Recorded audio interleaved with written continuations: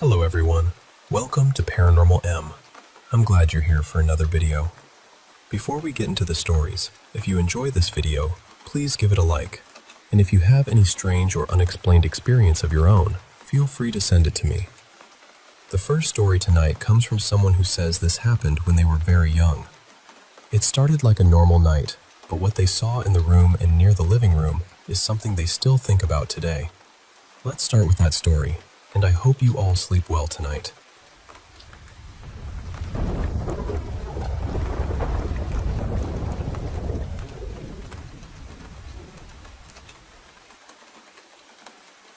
Hi, I want to tell you about something that happened to me when I was little.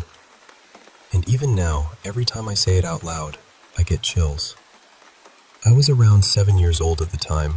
I'm not completely sure of my exact age, but I know I was still very young, definitely under 10. Back then, I slept in the same bed as my mom and my older sister. My mom would sleep on the outside edge, and I would be tucked in the middle. If I woke up at night needing to use the bathroom, I always asked my mom to go with me. The bathroom wasn't far at all, just down the hall from our bedroom, but it was something I was used to doing. I also can't remember clearly whether this happened before or after my grandfather passed away. I only mention that because, for years, part of me wondered if one of the figures I saw could have been him. But honestly, that never fully made sense, because the figure was much taller than he ever was. That night started normally. I woke up sometime in the middle of the night. It was dark outside, and I remember hearing dogs barking somewhere nearby. I needed to pee, so I tried to wake my mom. Usually, she woke up right away. But this time, she didn't move. She was in this deep, heavy sleep. I tried waking my sister too, but she didn't wake up either. The strange thing is, I don't remember feeling scared yet. I wasn't really afraid of the dark. I just wanted someone to walk with me because that was my habit. So I started climbing down from the bed by myself. And I want you to picture this clearly. I was a little girl, sort of scooting backward off the mattress, facing the bed while my feet searched for the floor. That's when I saw her. Between my mom's legs, near the edge of the bed, there was a woman's head. Just a head. It was upside down, and she was smiling at me. Her hair was incredibly long. It stretched across the floor, all the way toward the bedroom door. When I think back now, the whole room feels strange in my memory, almost hazy, like the air had gone thick and quiet. And what bothers me most is that I still don't remember being afraid. Not the way I should have been. I just looked at her hair on the floor as I moved toward the door. When I opened it, I could see straight into the living room. There were a few steps leading down into it, and standing there was a tall, black figure. It was so tall its head nearly touched the ceiling. I couldn't see a face. I couldn't see clothes. I couldn't even tell where it was looking exactly. It was just completely dark, like a human-shaped shadow with an outline. But I knew it was facing me. Something in me stopped. I don't know if it was instinct or fear finally catching up, but I didn't go any farther. I held my pee that night. I think I just turned around, got back into bed, and somehow went back to sleep. And that's all I remember. But even now, I keep wondering what would have happened if I had walked toward it. What if I had been curious instead of cautious? What if I hadn't listened to that feeling telling me not to go into the living room? And I still don't understand the woman's head. Why was she there? Why was she smiling?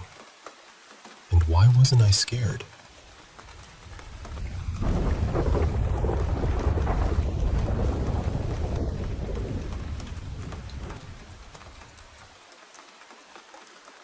Before I get into what happened, I feel like I should say this first. Strange things have happened around me before. Nothing dramatic, nothing movie level, but enough that I've learned not to immediately brush things off. When I was younger, in the house I grew up in, we'd sometimes hear footsteps when nobody was walking around. At my aunt's place, I heard someone call my name from the hallway when I was completely alone. That happened more than once. And there was this one thing I still think about. this weird scraping sound under my bed, almost like something was scratching at the carpet from underneath. We checked for mice, rats, anything like that, and there was nothing. Even now, I tell myself maybe it was a possum in the walls or something, because that feels easier to accept. My aunt has had her own strange experiences too, so I know I'm not the only one in the family who's noticed things like this. Anyway, this happened on a Sunday morning. My dad usually works really early, so most days he leaves around 5:30 or 6 in the morning, and he's always quiet about it. I normally don't wake up until around 8 or 9 if I'm not working. But that morning, he left a bit later, around 7:30, because he was heading out with a couple of his friends for the day. So by about 8, it was just me and my cat, Tobin, at home. I got up, fed him, and then went back to bed for a little while before properly starting my day. You know those mornings where you're awake, but you're not exactly ready to be a functioning person yet? That was me. I was lying there scrolling on my phone, and Tobin was beside me, curled up and half asleep, completely unbothered. The house was quiet. My bedroom is at the back of the house, at the end of this slightly awkward hallway. I usually leave my door cracked open so Tobin can come and go, because honestly, I do not have the patience to keep getting up every time he changes his mind. And when you're home alone, you hear everything. Every creak, every little shift, every normal house noise. Nothing felt unusual. Then, around 8:30, I heard one of the kitchen stools drag across the tiles. It wasn't a tiny sound either. It was that very specific scraping noise a stool makes when someone pulls it out or pushes it sideways. And these stools aren't flimsy. My dad brought them home from his work a while ago. They're older, but they're sturdy, not wobbly, and definitely not light enough to just slide around by themselves. The second it happened, Tobin shot up. He went completely still, ears forward, body tense, staring toward the hallway like he'd heard exactly what I heard. And I know cats can be strange. He stares at corners sometimes, or reacts to noises I can't hear, and usually I just tell myself that's normal cat behavior. But this felt different. He wasn't curious. He looked defensive. I do believe animals and little kids can pick up on things adults don't always notice. I also believe ghosts are real, although I don't think they show up the way movies make it seem. So, because apparently I have the survival instincts of someone in the first 10 minutes of a horror film, I got up and went to check. And the stool was moved. It was sitting in the walkway between the kitchen and the living area. That was not where it had been earlier when I fed Tobin. I knew it wasn't. It had been tucked in like usual, and now it was out in the open, like someone had pulled it across the floor and just left it there. At first, I felt unsettled. Then I started trying to explain it away, because that's what you do, right? You look for the normal answer first.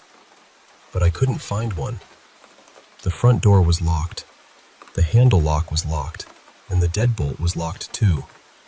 I would have heard it if someone came in. The back door was locked as well. My dad uses the garage key when he comes and goes, and there was no sign that anyone had entered. The windows don't open in a way someone could climb through. There were no drafts. Nothing had fallen against it. There were no signs of an intruder, no footsteps, no voices, no movement. Just that sound. And then the stool, sitting somewhere it absolutely had not been.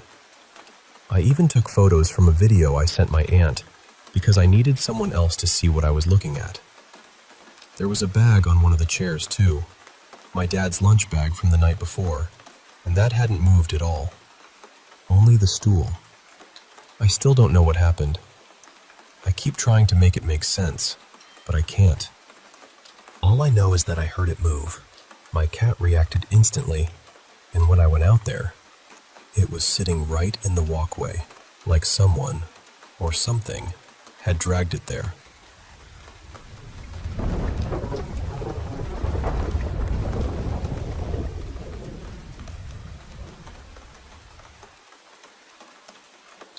I want to share something personal with you, and honestly, I'm not even sure what I'm expecting.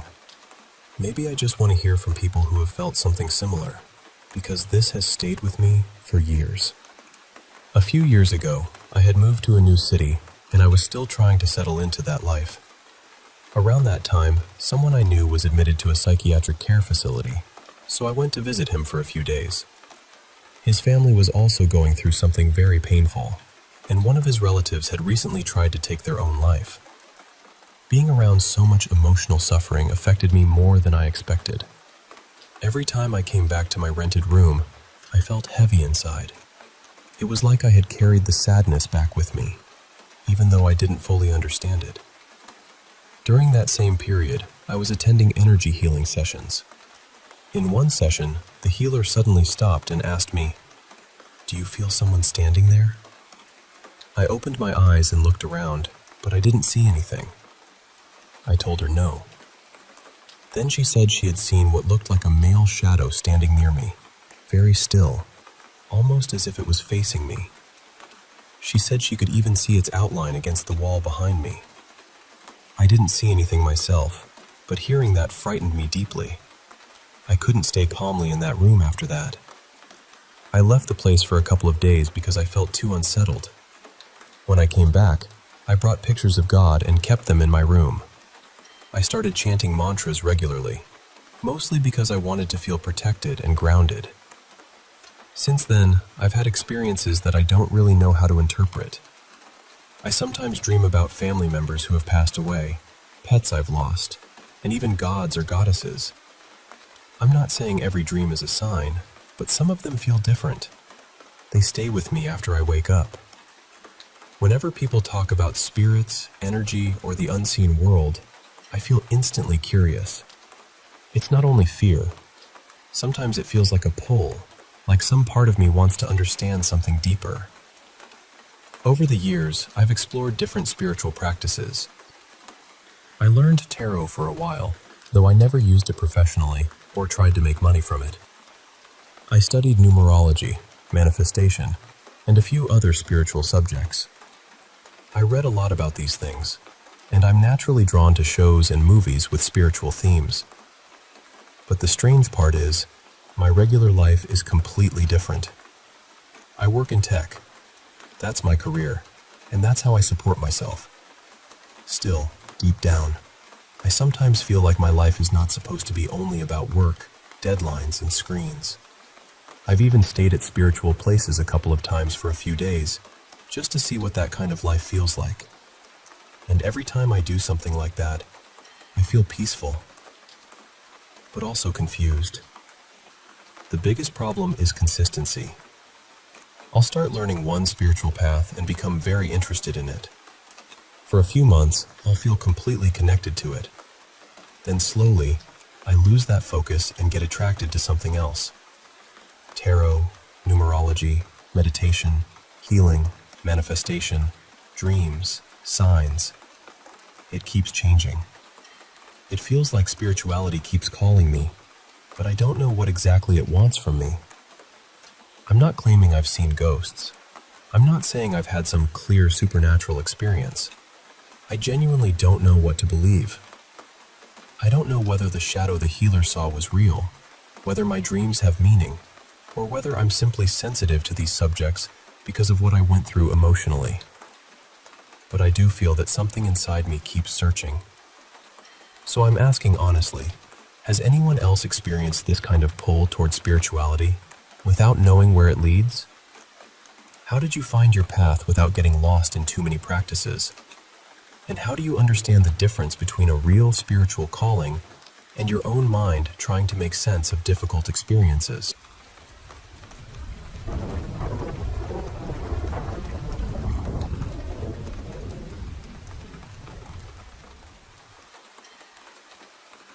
Okay, so, I'm a mom of 3. I have 2 girls and 1 little boy, ages 6, 4, and 1. And before all of this started happening with me and the kids, my husband had already grown up around strange things. His whole family has, honestly. They just kind of treat it like background noise now. Radios turning on by themselves, toys making sounds in the middle of the night, his little brother waking up because something told him to go downstairs and play. rocks from the river somehow making a little path toward the door. One time my mother-in-law heard voices answer, "We're fine," when she asked if her baby was okay. So, the normal family stuff apparently. But when my husband moved in with me, it slowed down. Not completely, but it became less and less. The first place we lived together was this little pale yellow house. I was pregnant there, and after I had my first daughter, I started waking up in the middle of the night to something running across the ceiling. And I mean running. Back and forth, fast, like heavy feet. My dogs outside would go wild, barking and running under the same spot. So of course we checked the roof, thinking maybe it was a cat or a raccoon or something. But there were no footprints, no signs of anything. And the house was one of those poorly built prefab homes, so there was no way a person could have been up there without coming through the ceiling. After I delivered my daughter, I also started seeing this fog in the room. Not like smoke exactly, more like a little cloud that would drift in and disappear. That happened for a while, then slowly faded. Before my oldest turned 1, we moved into another house. It had 2 floors, and that place felt different right away. When you were downstairs, it sounded like someone was upstairs. When you were upstairs, it felt like someone was watching from outside. Once my daughter started sleeping in her own room, she would wake up and tell us there was someone under her bed. She said they woke her up, and she would tell them, "I need to sleep. Leave me alone." But she said they would tell her no. That house, she called the red house. And in the red house, whatever it was started bothering her more and more. Eventually, we had to move her back into our room. I would catch her talking to someone, but when I asked who she was talking to, she would deny it immediately. It was almost like someone had told her not to say anything. Later, we moved again, this time into an apartment with my 2 girls. My in-laws had lived there before us, and even before we moved in, my oldest would say there was a man there. She described him as very tall, almost up to the ceiling, all black like a shadow, and old. She said he stayed in the corner and watched people. She would point right at the spot and say, "He's there." She also said he lived, or hid, inside her grandparents' closet. There was also this smell in the apartment. Tobacco, but not cigarettes. More like old cigar smoke, thick and stale. It would come out of nowhere, then disappear. When we moved in, I cleaned the apartment physically and spiritually, and for a while it felt good. No smell, no strange sounds, nothing. Then after some time, the smell came back a little. Then the noises started again. So I cleaned again, and everything calmed down. But now, recently, my second daughter Lily, who's 4, has started waking up at night. She comes crying into my room saying she's scared, then falls back asleep. I have a camera in the living room, one of those that turns toward movement. So I checked the footage to see what was going on. She usually wakes up between midnight and 3:30 in the morning. At first, it looks like she's just going to the bathroom. But when I really watched the videos, it seemed like something was waking her up. Every time, it's almost the same. She opens her bedroom door, sticks her head out, and looks around like she's searching for someone. Then she goes to the bathroom and closes the door. When she comes out, she looks around again, like she's checking if someone is there. She doesn't turn off the bathroom light, even though it's right across from her room. Then she goes back to bed, leaves her door open, and tries to sleep. Sometimes she does this more than once. I've asked her, "Lily, what's going on? Why do you keep waking up?" And she always says little things like, "I'm scared," or "It's the monster." She says, "The corner is scary. The monster is there. And it's big." That's what gets me, because it sounds so much like what my oldest used to say. Lily doesn't explain as much, but when I connect the pieces, it's the same thing. Tall, scary, in the corner. My youngest is different. He doesn't scare as easily. Whatever this is doesn't seem to wake him up. It calls him. He'll point at the ceiling and try to get us to look, but there's nothing there. My husband tells him, "Tell it to go away. Fight it." So he does, He'll throw toys up in the air and say, "No, no, no," and then squat down like he's arguing with someone we can't see. Honestly, nobody bothers him much anymore. There was one night close to Christmas that really stayed with me. I woke up around 3 in the morning, facing the bedroom door, and I saw blue light coming from the living room. At first I thought, great, we left the TV on. I was about to get up and turn it off, but then this fear came over me. Not normal fear, not, "It's dark and I'm sleepy" fear. It was deep, cold fear. Like something in the living room did not want me there. So I did what any brave adult would do. I got back into bed and stared at the door.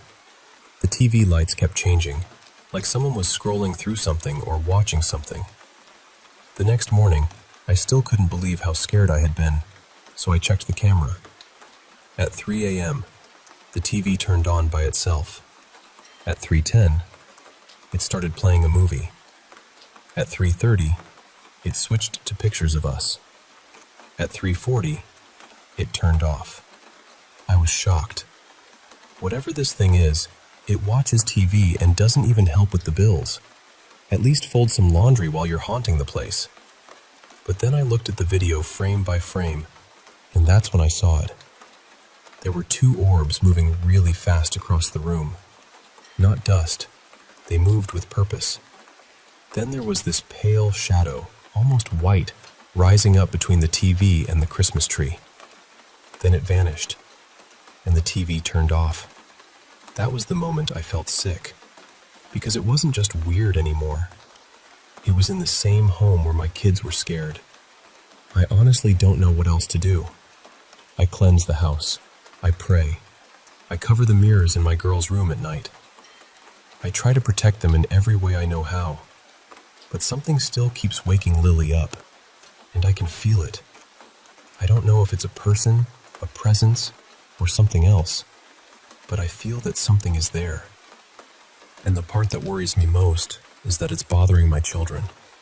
I keep thinking that if I don't stop it, or at least protect them better, it's going to become stronger, more noticeable, maybe even dangerous.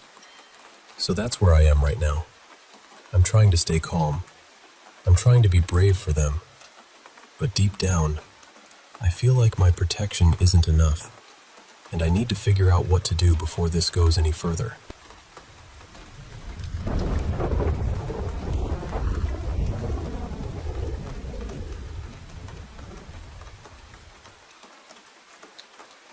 Hey, I want to share something with you.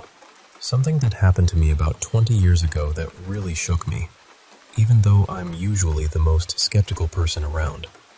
I don't have any blurry video or proof, and honestly, I'm not someone who easily believes in paranormal stuff. But this experience was so real, so vivid. It left a mark on me that I can't just brush off. Back then, I was living in rural Wales, in this tiny little village. One of those places so small you might only recognize it if you'd seen the detective show Hinterland, because they shot the hotel from the first episode right near there. My best mate, let's call him Mark, lived in the next village over. There were 2 ways to get between our houses. The long road, which was about an hour-and-a-half walk, and this shortcut through the forest that took maybe half an hour if you knew the way. The shortcut went over this old place called Miner's Bridge. The bridge itself had a story.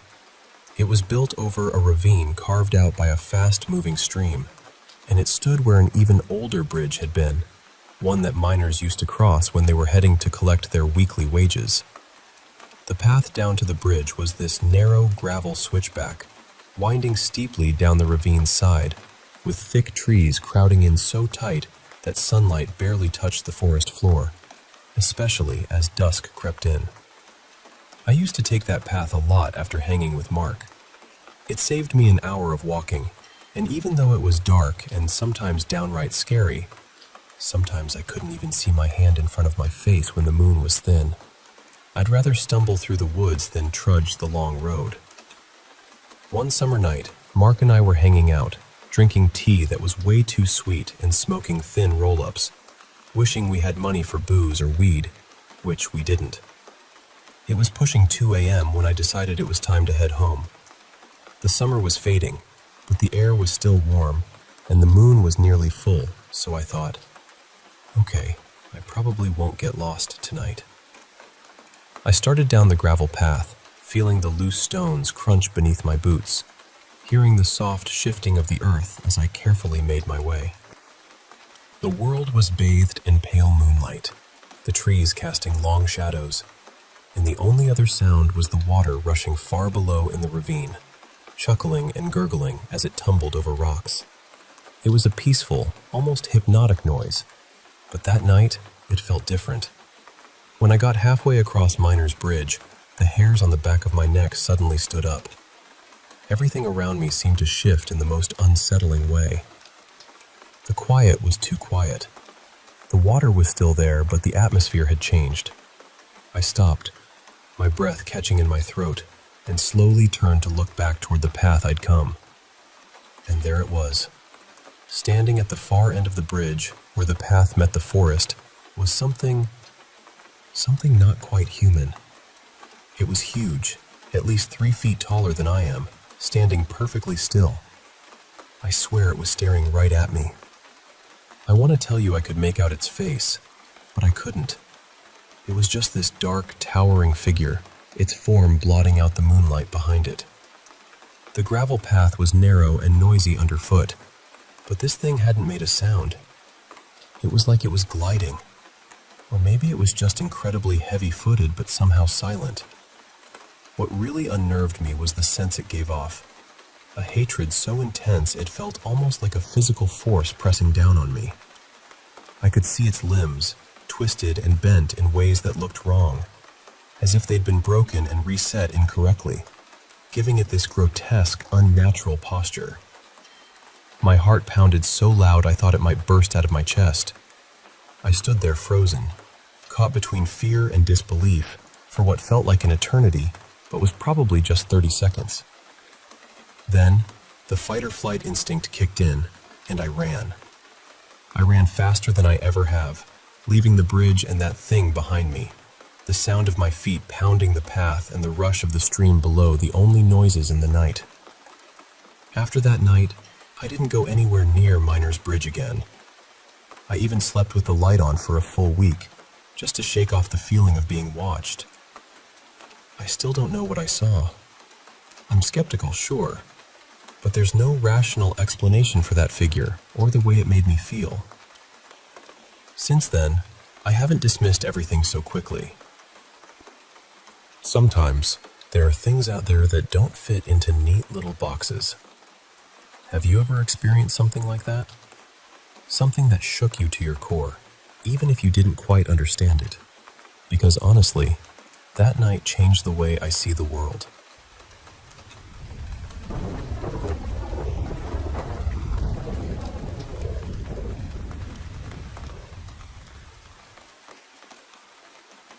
Hey, I want to share a story with you.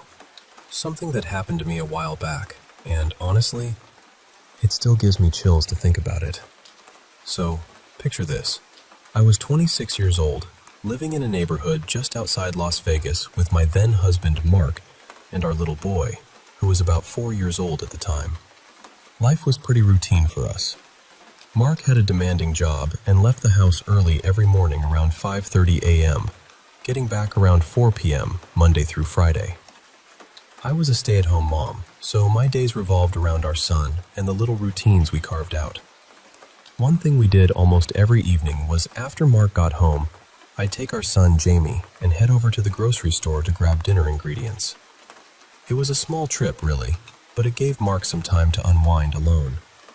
The grocery store we used was Smith's, and it was literally just a 2-minute drive from our house. It was one of those grocery stores with gas pumps right in the parking lot, which was super convenient. Usually, once a week, I'd fill up the car while Jamie napped in the back seat. So, on one of those typical evenings, I pulled into the gas station, started pumping gas, and noticed a truck pull up at the pump right across from me. The guy was quick about whatever he was doing, filling up, maybe grabbing something from the store, and then he pulled away. But just as I was finishing pumping and walking around to close my car, that same truck pulled up alongside me. The driver rolled down his window and said something that made my skin crawl. He said, "I just needed to tell you the only reason I pulled up here was to get closer to you. I saw you and just had to tell you how beautiful you are." Now, this guy looked, well, like Ted Bundy on some kind of crazy drug. There was something off about him. The way he looked at me, like he was possessed by some dark obsession. I tried to be polite, you know? I smiled and said, "Thank you, but I'm happily married and have a son." I hoped that would be enough to send him on his way. But then, his expression twisted, and he said, "I know. I just had to let you know how I felt." He started to pull away, but then stopped, backed up a little, rolled down his window again, and hissed, "By the way, if you tell your husband what I said, I'll kill him." And with that, he sped off into the night. I was stunned. My heart was pounding so hard I thought Mark would hear it through the phone when I called him immediately after getting into the car. I told him everything. The truck, the threat, how scared I was. He told me not to drive home, just in case the guy was following me. Instead, he said, I should drive to the nearest police station, run the first red light I hit, and if I got pulled over, explain the situation to the officer. So that's exactly what I did. I was shaking the whole way, but when the officer pulled me over, he was incredibly understanding. He even drove me and Jamie home himself, while Mark went to pick up the car the next day. I thought maybe that was the end of it, but deep down, I knew it wasn't. Later, I told Mark how unnerving it was that the guy seemed so sure of himself when he threatened us. The way he said, "I know," when I told him I was married. Did that mean he already knew where we lived? Had he been watching me for days, maybe weeks, before approaching me that night? A few nights later, Mark realized we were out of cigarettes, so he decided to run to the store real quick. It was late, and Jamie was sound asleep in his bed. I was sitting at the computer, just scrolling through some emails, when I heard the laundry room door open and close quietly. I thought it was Mark coming back for something. I called out, "Honey, what did you forget?" But there was no answer. I heard footsteps and some shuffling noises, but no response. My stomach twisted into knots. "Honey, is that you? You're freaking me out," I called again, my voice trembling now. Still, nothing. I realized I was completely alone and unarmed. Mark, being a Marine and a federal employee, had all sorts of guns in the house, but they were locked away in our bedroom closet on the top shelf. To get to them, I'd have to pass through the laundry room, right where this intruder was. I felt frozen, helpless. My heart was pounding in my throat, and my breath came in short gasps as I waited for whoever it was to come around the corner. Jamie was just down the hall, sleeping peacefully, and I knew I'd do anything to keep him safe. I imagined this man controlling me, threatening my family, and I felt utterly vulnerable. Then, out of nowhere, I heard the deep, menacing growl of our two pit bulls, Ruby and Arlene, coming from my bedroom. Before I could even think, both dogs burst into the laundry room, barking fiercely. At the same moment, the garage door slammed open and shut loudly, and a man screamed. I jumped up from the computer, phone in hand, and rushed to Jamie's room. I locked the door, sat down against it, and called Mark frantically. "Please tell me you're home and messing with the dogs," I begged. But in the background, I could hear the cashier at the store ringing up the cigarettes. Mark wasn't home. The man in the house was definitely not him. "Someone's in the house," I told Mark, trying to keep my voice steady despite the fear. "Get home right now. Please be careful. I don't know where he is, but I think he's in the garage. I'm hiding in Jamie's room with the door locked." Mark told me to stay put and wait for him. Those moments waiting in the dark, listening to every creak and whisper, felt like an eternity. When Mark finally arrived, I was so relieved I could hardly speak. After that night, Mark never left us alone after dark. The fear lingered in the air like a thick fog. About a year later, we moved to a new home, trying to leave that nightmare behind. I often think about what would have happened if Ruby and Darlene hadn't come to my rescue that night. I don't know what the man had planned, but it certainly wasn't good. Jamie would have been used to control me, and Mark would have been an obstacle to get rid of. I have no doubt that our dog saved all our lives. Now, even though Ruby and Darlene have passed on from old age, and Mark and I are no longer together, Jamie and I still sleep with dogs in our rooms. That night changed us forever, and their fierce protection is something I'll never forget.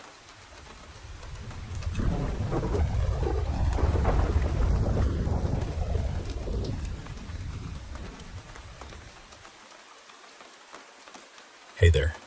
I want to share a really strange experience that happened to my husband. Well, I was there too, but mostly I was just a witness. I'll do my best to tell his part of the story the way he described it to me. But first, let me set the scene from my perspective. So, back in 2018, we were living in this cozy little one-bedroom apartment in Tucson, Arizona. It was just the two of us, our 12-year-old pit bull named Bruno, and our Siamese kitten, Simon. Our bedroom was right across the hall from the bathroom, with the bedroom door facing the bathroom door directly. When I was lying in bed watching TV at night, if the bedroom door was open, I could see right into the bathroom door. One night, I was just lying there, flipping through channels, when I started hearing Simon meowing and yowling like crazy right outside the bathroom door. He was clawing frantically at the door, like he was desperate to get in. I was getting a little annoyed because it was pretty late, so I yelled at him to settle down. A few moments later, my husband came out of the bathroom looking pale as a ghost. He was holding his bath towel, but it was burnt, like seriously charred. What was really weird is that even though our apartment walls are paper thin, I usually hear the water running in the bathroom from bed. But that night, it was eerily silent. And that didn't add up with what he told me. He said he didn't hear Simon or me yelling at him at all. Instead, he said the only thing he heard was this strange noise. It was like a train barreling toward him, mixed with an old woman moaning. It was so bizarre and unsettling. Then he said he pulled back the shower curtain to check what was making the noise, and to his horror, the towel hanging on the rack was suddenly on fire. Can you imagine? A towel just bursting into flames in a steamy, damp bathroom. He was terrified and panicked, jumping out of the shower and frantically slapping at the towel to put out the fire. But here's the really weird part. As he tried to smother the flames from top to bottom, the fire seemed to move down the towel. When he put out the bottom, the top would flare back up again, and vice versa. The flames weren't the usual orange and red. They were mostly blue, and strangely, they didn't feel hot at all. It was like the fire had a mind of its own. Finally, after what felt like forever, he managed to fully extinguish the flames. Then he grabbed the towel and came out to show me. Honestly, if I hadn't seen it with my own eyes, I might have questioned his sanity. But I saw the towel, I touched it, and I even smelled it. It was this thick, oversized, dark gray towel. Right down the center, there were 2 burn marks shaped kind of like hockey sticks. There's really no better way to describe them. But here's the kicker. Even though the towel had obvious burn marks, that part of it didn't feel burnt at all, and it didn't even smell like smoke or fire. I took a picture of the towel because I knew no one would believe us, but we didn't keep the towel around. We got rid of it as soon as we could. I wish I still had that photo, but last year I lost my phone with all the pictures on it, and I haven't been able to find a copy anywhere. Since then, we've had a bunch of other weird paranormal experiences, but nothing quite as unsettling as the self-burning towel. It still freaks us out when we think about it. I keep asking myself, what on earth happened that night? Was it spontaneous combustion? Some kind of paranormal activity? We don't have any answers, but it's a story that stayed with us. A reminder that sometimes the unexplained can walk right into your home, even in the most ordinary moments.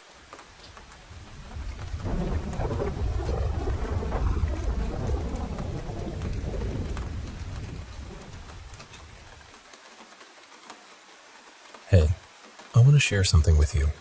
Something that's been on my mind ever since that trip to the woods with my girlfriend, Lila. We've been together for about 2 years now. She's a city girl, through and through. But when I told her I wanted to go up to the camp this year, she was actually excited to come along. We missed going last year, so this trip meant a lot to both of us. So, we packed up my old truck with clothes, food, and all the little necessities. The drive is about 4 hours total. The first hour and a half is mostly highway until you hit Shawhegan, or as some folks jokingly call it, Vegas. After that, you're driving through these tiny towns that feel like they're stuck in time, falling apart a little with every mile you pass. The further you get from the paper mill, the worse these towns look.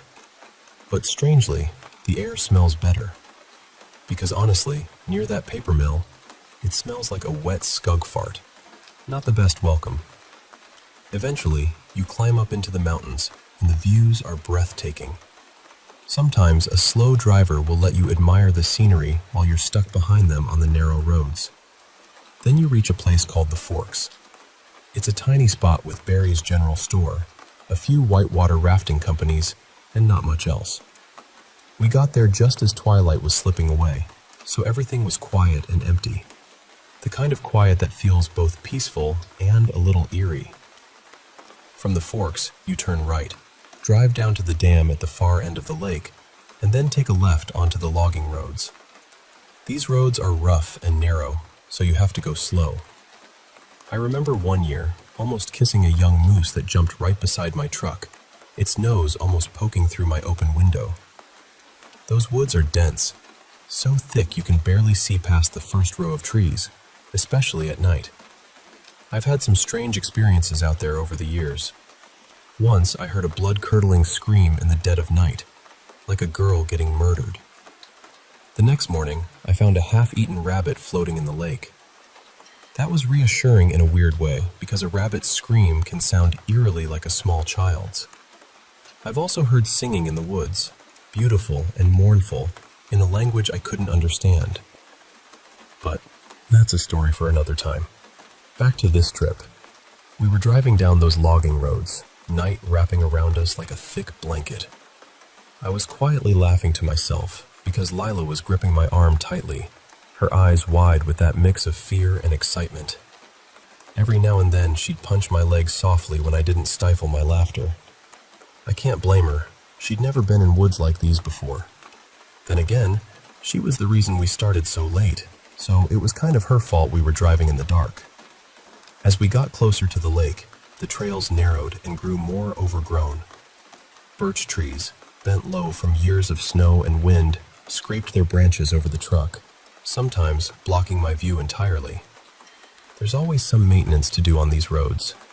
I'm used to my eyes playing tricks on me, so when I saw shadows darting around us, I told myself it was just the light bouncing off the bumps in the road. But Lila? She wasn't so sure. She'd gasp and whisper, "What the hell is that?" as those shadows danced around us. Eventually, I had her rest her head in my lap. I played with her hair, trying to soothe her as I drove, constantly reminding myself that those shapes were just trees and shadows. I'd been down these roads before in the dark. I knew what to expect. We got to camp okay. I let Lila lift her head and pulled her close, wrapping my arms around her to comfort her before we stepped out. I told her, nothing weird ever happens up here. It was a lie, but I needed her to feel safe enough to get out of the truck. I grabbed my flashlight, opened her door, and helped her with her bag as we walked to the camp. I started the generator, turned on the lights, and sat her down in the comfy chair, handing her a book while I unloaded the rest of the stuff. We settled in, and I cooked dinner while she read. Inside the camp, she was calmer, though she insisted I close the blinds on the big sliding doors at the front. During the day, the view of the lake is stunning. But at night, there's this lingering fear that if you look out, you might see something standing on the porch, watching in. I was going to close the blinds anyway. We ate, enjoyed our privacy, and went to bed. We stayed for a few days. There was nothing urgent to do. We read, swam, kayaked to the islands, and, well, enjoyed each other's company. I tried to convince Lila to be naked since we were alone, but no luck. I brought a tent because I wanted to spend a night out in the woods. It was a hard sell at first, but after a couple of calm, firelit nights without anything strange happening, she agreed, on one condition. I bring my shotgun. Fair enough. I've never encountered bears or wolves up there, and we didn't hear any howling, but I wasn't going unarmed. On our third or fourth night, we ventured out. Not far, just staying in sight of the big tree by camp. We couldn't see the camp or hear the lake, but we found a nice flat spot in a small clearing where I pitched the tent. You can guess how we spent the rest of the night. Hot dogs, s'mores by the fire, then out like lights. Lila fell asleep quickly, but I didn't. I was in and out of sleep, caught between worlds. At one point, I felt her get up. I saw a muted light from her hand holding a flashlight, but I couldn't react. Maybe I dreamed it. She went outside and came back quietly, light off, then lay down again. Still, I wasn't sure if it was real. Then I woke fully to her voice outside the tent, whispering, desperate and terrified. "You need to get out of there. That's not me. Get out. We need to get back inside the camp." My blood ran cold. I sat up, reaching for my shotgun, but she wrapped her hands around me, pulling me back down, whispering, "Where are you going?" I froze. I let her pull me down as my mind spun. My thoughts were shattered, tumbling like broken glass in a dryer. I said nothing, just lay there, listening. Lila's hands rested lightly on my chest, and soon she seemed to fall asleep again. I strained to hear anything beyond her breathing. Nothing. I had to convince myself it was a dream, but before I could sleep, I tried to get up again. She pulled me down again, then kissed me, fiercely. That night, she didn't wear pajamas, she usually did, but now she was dressed in some light blue pajama pants and one of my shirts. But those are gone now. I normally sleep naked, so it was easy for her to get what she wanted. She rarely initiates, so this was maybe the third time in 2 years. She was on top, aggressive. Not that I'm complaining. Finding that kind of passion is like spotting a unicorn. Afterward, she got up and left the tent without a light. I thought she had to pee, but she never just gets up and leaves like that. She left the flap open, so I figured she'd be back soon. I noticed the silence around us. No rustling, no sounds at all. Then I heard footsteps returning. She slipped back in, dressed again. I was about to ask why she left her clothes outside, but she was already asleep, her head resting on my chest. I kissed her forehead, zipped the tent, and finally crashed, listening to the absolute stillness of the woods. Morning came with pancakes and bacon over the fire. I mentioned last night's strange events, but she looked at me like I was crazy. She only remembered waking up to pee, taking the flashlight, then going back to sleep. Not superstitious, she blamed the alcohol and was glad I was happy, and that was that. I started breaking down camp and packed some things for her. I watched her walk into the woods, naked again in broad daylight, giggling at my reaction. She knelt on the rolled-up tent for a while, then walked back toward camp. I was struggling to keep up, but happy she was comfortable. Back at camp, I napped in the sunlit chair. I woke to her being touchy again. Afterward, I passed out hard. Later, a storm rolled in, wind and rain hitting the camp. Lila was on the couch, reading in just her underwear. I wasn't sure what prompted the change, but I didn't mind. While packing the next morning, I noticed her blue pajama pants and my shirt were missing. She said they were already packed. I went outside to pee, feeling the rain on me. I thought I heard her calling, but when I checked, she wasn't. Maybe just my imagination. That night, she kept me awake before I finally crashed. Early morning, I woke with a headache and had to pee again. I turned on my flashlight, covering it to keep the light soft. Lila sat up, her eyes white and cloudy in the dim light. Then she blinked, and they were normal again. She cursed me for shining the light in her face, and I apologized. She wanted me to hurry back. The storm had passed. I went outside and shined my light near the tree line while I relieved myself. The beam caught a patch of disturbed earth, scratched and dug up, with blood everywhere. No tracks, just signs of a struggle. No carcass either. It was close to camp, which made me uneasy. If whatever it was dragged the body off, I wasn't keen on going after it. The next morning, we packed up and headed home. We talked about the weekend, but Lila's memory was fuzzy. She wasn't that drunk, so I didn't know what to think. She entertained me during the drive, something new for her. Her personality felt different, especially regarding sex, but otherwise normal. When I asked why she was less inhibited, she just shrugged and smiled, saying, "I got over it." Months have passed, and her appetite hasn't slowed. Honestly, I'm struggling to keep up. I'm more tired, noticing white hairs and feeling older. I want to talk to a doctor, but can't afford it. I tell her I'm tired. She just brings out more energy from me, and then I crash. I don't know how long I can keep this up. I even struggled to write this down in peace. If you have any idea what's going on, please, I'm all ears.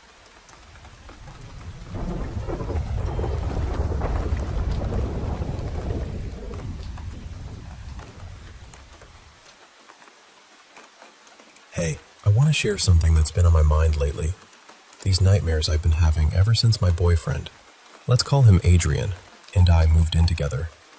It's been unsettling, and honestly, I think talking about it might help.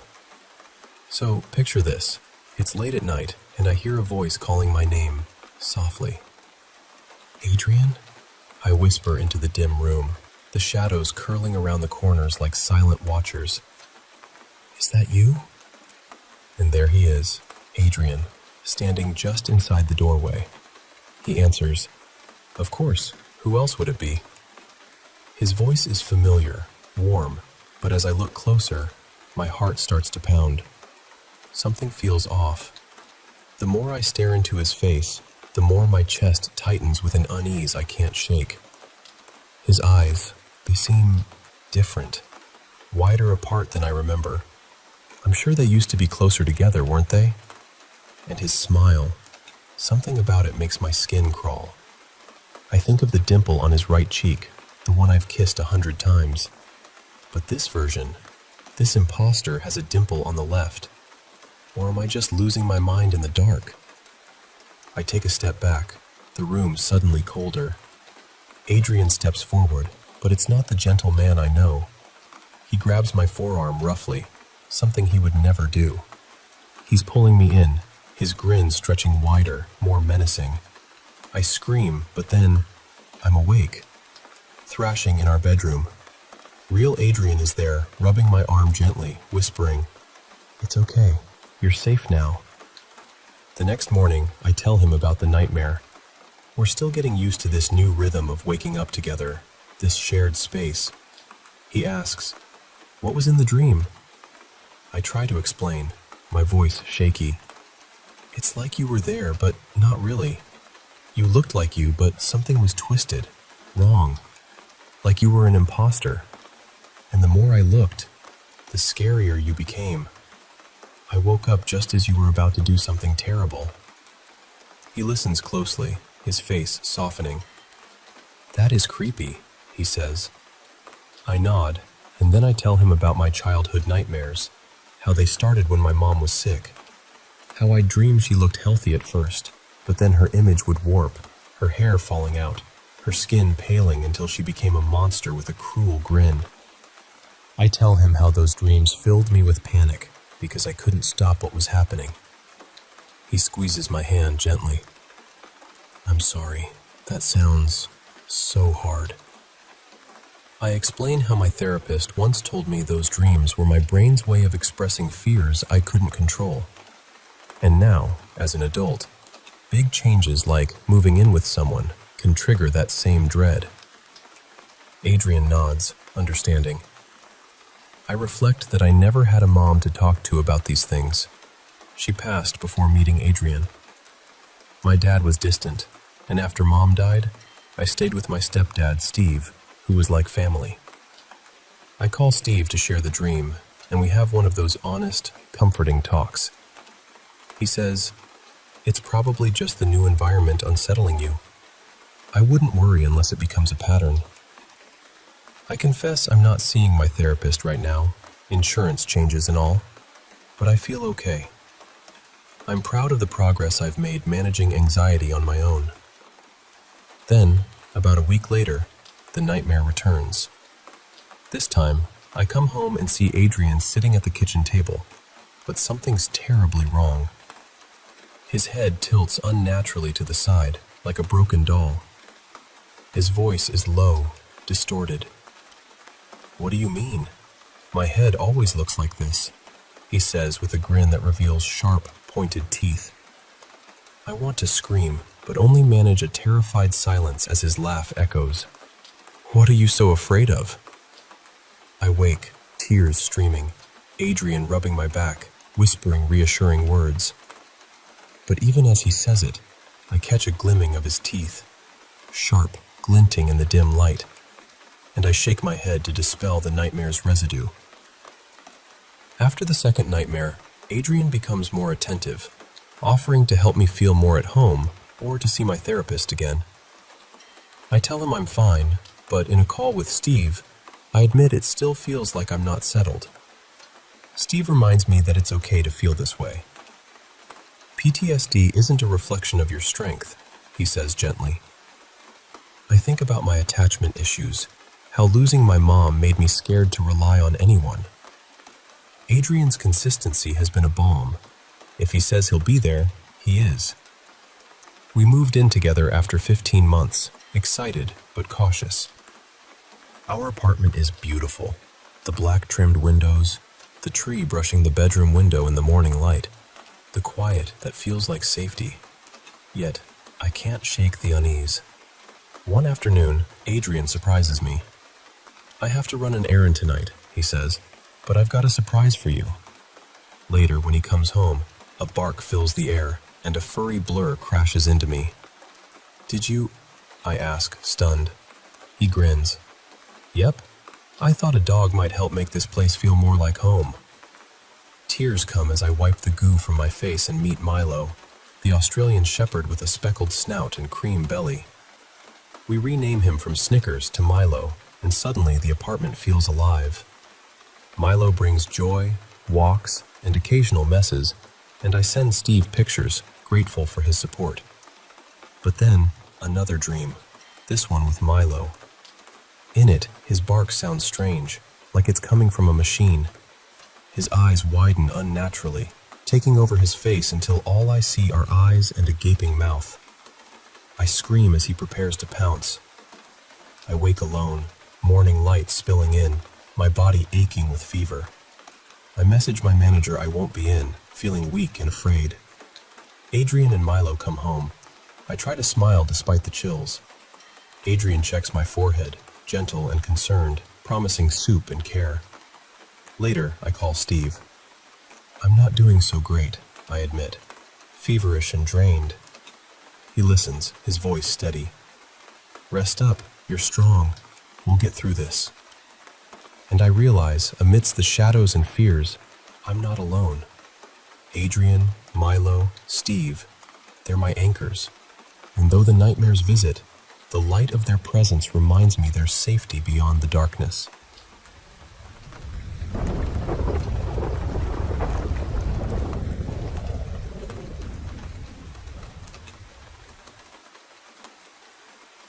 You know, I grew up in Madras, which most people know now as Chennai, down in South India.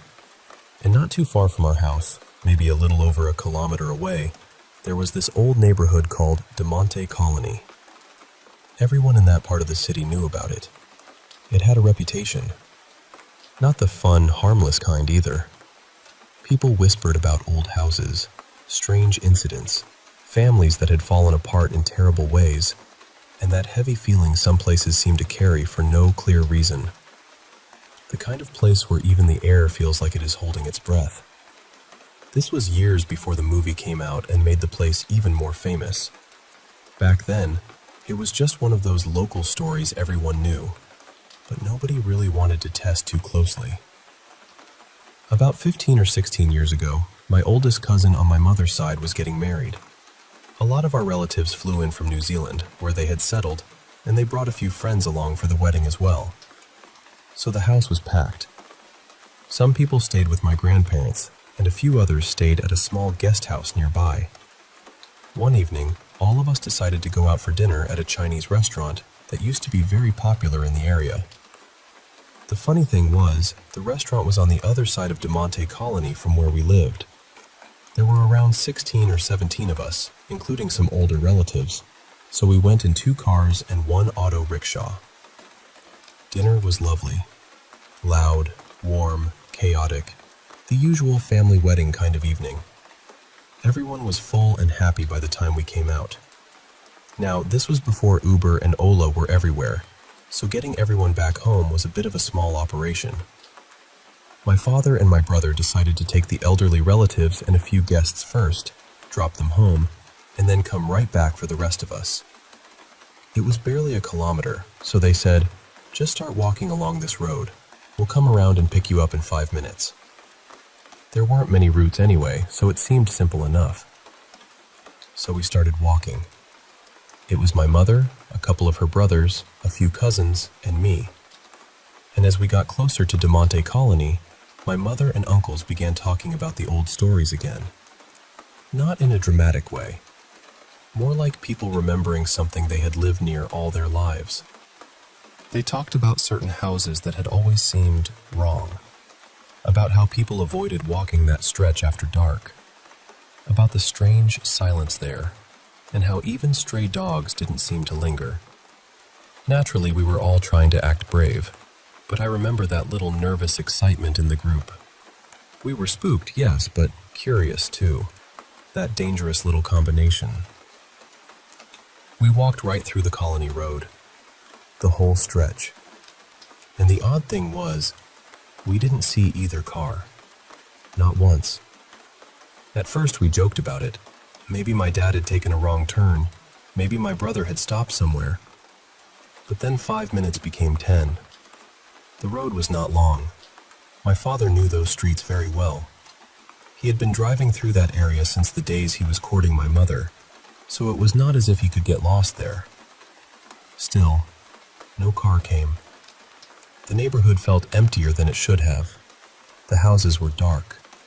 The road was quiet in a way that didn't feel peaceful. It felt watched. Eventually, we reached the main road on the other side, and there they were. Both cars were parked just beyond the entrance to the Colony Road, hazard lights blinking in the dark. We walked up laughing at first, asking my father what had taken him so long. But he did not laugh.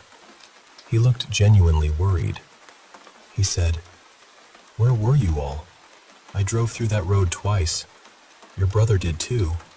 We even checked the other side in case you had taken a different turn. We couldn't find you." That shut us up very quickly, because we had not taken a different road. We had walked straight through Diamante Colony, exactly where we were supposed to be. My father said he had even tried calling, but the calls would not connect. And there we were, a group of 6 or 7 people walking together on a narrow road at night. Not exactly easy to miss, but somehow they did not see us, and somehow we did not see them. Later, when the film came out, people started talking about Diamante Colony all over again. Some began climbing walls and sneaking into the old houses, pretending to be ghost hunters. The properties were said to belong to an old Englishman, Jonathan Demont, or perhaps his descendants, but because of legal issues, the houses stayed abandoned for years. The whole place sat there quietly, right near what used to be one of the city's well-known hotels, changing names over time before eventually being demolished and redeveloped. But for me, none of that really matters. I don't need a movie, or a legend, or a ghost story to make that place feel wrong. I remember walking through it. I remember the silence. And I remember coming out the other side to find 2 cars waiting for us, with 2 drivers who swore they had passed through the same road and never seen us at all. Even now, I avoid that stretch whenever I can, day or night. Some places you just don't argue with.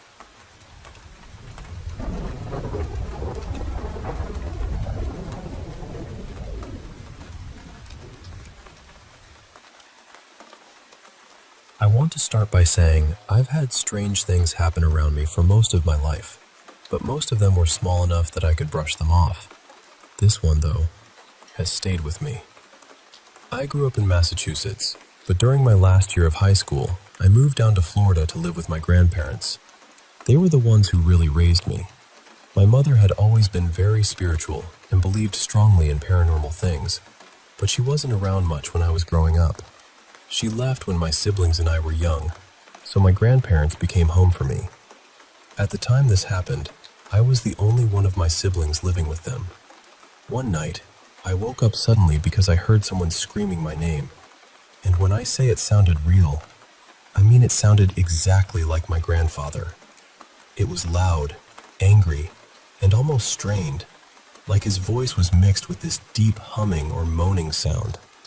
It sounded like he was calling me to come over, like I had done something wrong. I sat straight up in bed, half asleep and confused, and I remember saying, "What? What did I do?" I genuinely thought I was in trouble. The next morning, I asked my grandparents why they had been yelling for me in the middle of the night. They both just stared at me like they had no idea what I was talking about. My grandfather said he hadn't called me. My grandmother said they had both slept through the whole night. I argued with them because I knew what I heard. It wasn't a dream to me. It was clear. It was close. It was their voice. But they never changed their answer. After that, I messaged my mom, even though we barely talk and getting hold of her is usually difficult. I told her what happened, and her response honestly gave me chills. She said there was something she called a mimic that had followed my grandmother for years. According to her, when she was growing up, she would hear voices that sounded exactly like family members, even when those people weren't there. I don't know much about mimics or whether I fully believe in all of that, but hearing her say it made my stomach drop, because it fit too well. And looking back, there were other things connected to my grandmother that I never really understood. When my siblings and I were younger and still living in Massachusetts, there were times we would open our bedroom door and find my Nan just standing there, silently in the hallway. She wouldn't knock. She wouldn't speak. She would just stand outside the door. Then she would turn and walk back to her room. Later, if we asked her about it, she wouldn't remember doing it at all. At the time, we thought it was strange, but we didn't know what to make of it, so we let it go. A few months after the voice incident, I left for college in Georgia. Nothing huge happened there, but I still had little uneasy moments now and then. The kind of things you tell yourself are nothing because you don't want to think too hard about them. Then, recently, something happened that brought all of it back. I was back in Massachusetts for the summer, staying at my boyfriend's house. His house has always felt a little off to me, but I had never actually seen anything there myself. That night, I decided to sleep on the couch in his room instead of in bed with him. It wasn't anything serious. I was just being dramatic and wanted a little extra attention.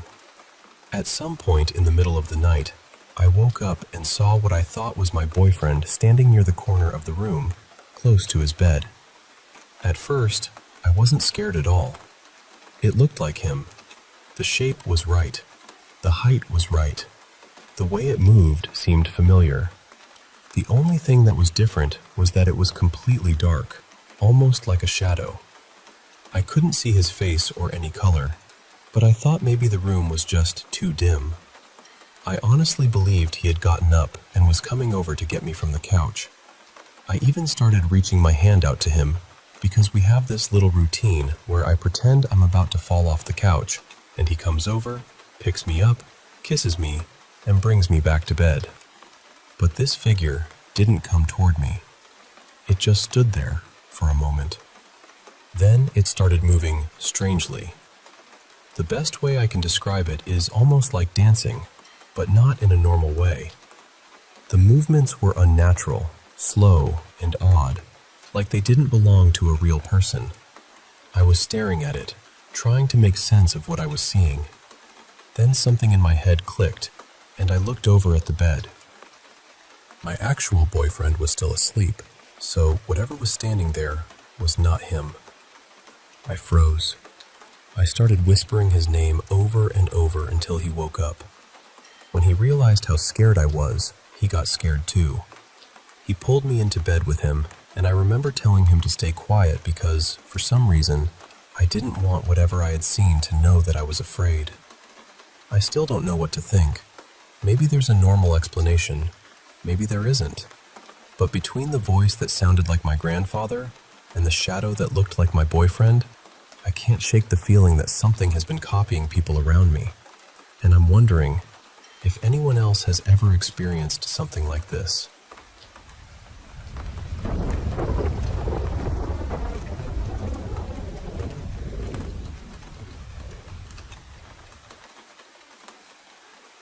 You know, it started so innocently. Just one strand of hair on my pillowcase. It was long, black, and so striking against my soft beige sheets. I caught sight of it one morning, and I couldn't help but smile. It was hers, unmistakably. Her name was Lila, and her hair always fell just past her shoulders, glossy and straight, like a ribbon of midnight silk. No matter how many times she used a curling iron, it always smoothed back into that sleek, perfect style. Those first few nights we spent together, I started noticing her hair everywhere in my little apartment. On my sweaters, tangled in the cuffs, little clusters scattered across the bathroom floor, like dark petals fallen in a breeze. Once my friend Matt was messing with my blonde curls and suddenly held up a long black strand between his fingers. "How'd that get here?" he asked, laughing. I laughed too, feeling a strange warmth at these small reminders of her, scattered so randomly, weaving through my days like silent whispers. One evening, we were lounging on my couch, feet propped up, smoking together. The air was thick, heavy with the relentless heat of a Los Angeles summer. The little swirls of smoke drifting lazily, almost hypnotic. Lila brushed her hair back from her face, and I noticed the sweat glistening at the nape of her neck. I leaned over, kissed her gently, and whispered, "Leave your hair down a little longer, please." But then, the heat lifted, and with it came something else, something ominous. I was at a bar celebrating a friend's birthday when a stranger tapped my shoulder. Her eyes were a cold, piercing gray, and she was unnervingly tall, with limbs that seemed to stretch on forever. I had to tilt my head back just to meet her gaze. "I'm sorry," she said softly, "but I had to meet you. I think you're stunning." Her hair was buzzed close to her scalp, stark and sharp against her pale skin. When I told her that Lila and I were over, her lips trembled. "But I love you," she said, her voice fragile. As she spoke, I couldn't help but notice her fingers restlessly twirling the uneven ends of her hair. I reached out, took her hands gently, and pressed them to my lips. "You're going to be okay," I promised, though my heart clenched tight. That first night she stayed over, we watched a movie together. There was this moment, quiet and tender, when the protagonist asked, "Do you think I'm pretty?" His simple, heartfelt yes brought a smile to both their faces. Lila turned to me then, her eyes searching. "Do you think I'm pretty?" she asked softly. I hesitated, the words caught in my throat. Then, with a half smile, half whisper, I said, You could be worse." She laughed, playful and light, and tossed a pillow at me. But as our eyes dropped to where the pillow had just been, something caught us off guard. There was hair. Long, dark hair. "Oh," she murmured, cheeks flushed bright with embarrassment. I felt my own face heat up. "I'm sorry," I stammered, grabbing the strands and jumping out of bed. "My ex, she had this thick, long hair. It always got everywhere. I guess I missed a spot." Lila smiled, though her tone was tight. "Well," she said, "there's nothing a good wash can't fix." But the hair kept appearing. On my kitchen table, in my car, tucked inside my purse. Week after week, month after month, it was there, like some haunting echo. One evening, Lila's voice broke through my mounting anxiety, sharp and angry. "We need to talk." "I swear," I insisted, throwing my hands up, "I haven't seen her since we started dating. Check my phone, my social media. I haven't spoken to her in months." "Then how do you explain all this hair?" she demanded. I felt a rising panic and decided to confront my ex. I used GPS to find her apartment, something that should have been second nature, yet suddenly felt alien. I knocked frantically. "Hey, open up. I know you're in there." A muffled, choked voice called my name. "Yeah, it's me. Please, we need to talk." The door creaked open just a crack. "Please, just let me in." "No," she whispered, tears thick in her voice. "Look," I said, trying to steady myself. "I don't know how you're doing this or why, but I'm asking you to stay away. Don't come near me or my home. Just stop messing with my life." Silence. "What are you talking about?" "The hair," I shouted. "It's everywhere. It's creepy and it has to stop." More silence. "Did you get my messages?" I asked, cheeks burning with embarrassment. I had blocked her number after the breakup. "No," she replied, and then sighed deeply. Slowly, the door opened wider, revealing her. Thin, pale, with sunken skin and dark circles that told stories of endless nights. She looked as if time had aged her 10 years in just 6 months. "Cancer," she said quietly. I stared, the word hitting me like a thunderclap. "I tried texting, calling," she explained, voice breaking. "But you never answered. Is this some sick joke? You heard the news and came here to mock me? To play a prank?" No," I stammered, overwhelmed. "I didn't know. I had no idea." "I haven't been near your place," she insisted. "I don't know what you're talking about." As she spoke, I noticed her hair, once thick and shining, had thinned to fragile wisps. She caught me staring and slammed the door shut. As I walked away, I heard her scream through the door. "You're going to be okay, I promise." After that, the hair came in waves. It clogged my pipes, first the shower, then the kitchen sink. When the plumber came, he glanced at me oddly, asked if I had a dog, and hurried out without explanation. I found hair in my dryer, in the carpet, even in the dishwasher. I stopped having people over after Lila left me. "You're sick," she spat one day, storming out after finding clumps of hair in her gym bag. I thought, I'm not the sick one, but I kept my silence. A month later, I took a bite of a sandwich and felt something strange. I pulled out a tangled ball of hair from my mouth, disgusted, spitting it onto my plate. "Stop it!" I screamed at those dark strands. "Just make it stop." But deep down, a chilling truth gnawed at me. The hair stopping would mean something far worse. And that thought? That terrified me more than anything else.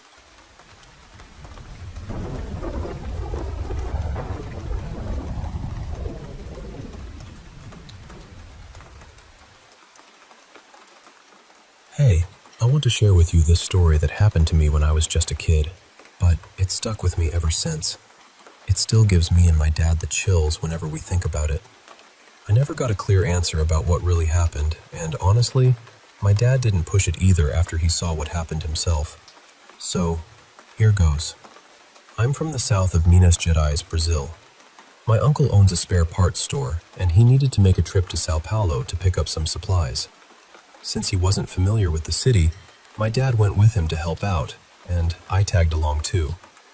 My dad knew Sao Paulo well, so it made sense. After a long, exhausting day wandering through one of the busiest streets in Sao Paulo, 25 de Março, a place packed with shops and people, we stopped at this Arabic restaurant. I was probably around 8 or 10 years old, though I'm 26 now, so it's a bit fuzzy. Anyway, I really needed to use the restroom and grab a bite, so we went inside. My dad waited outside while I went in. Now, here's where things get really strange. When I came out of the restroom, I wasn't where I expected to be at all. Instead of the restaurant, I found myself in this old, tall building's lobby. It was quiet, kind of cold, and everything looked worn down, like something from a different time. I remember thinking, what on earth? One moment I was in this lively restaurant, and the next, I was somewhere completely different.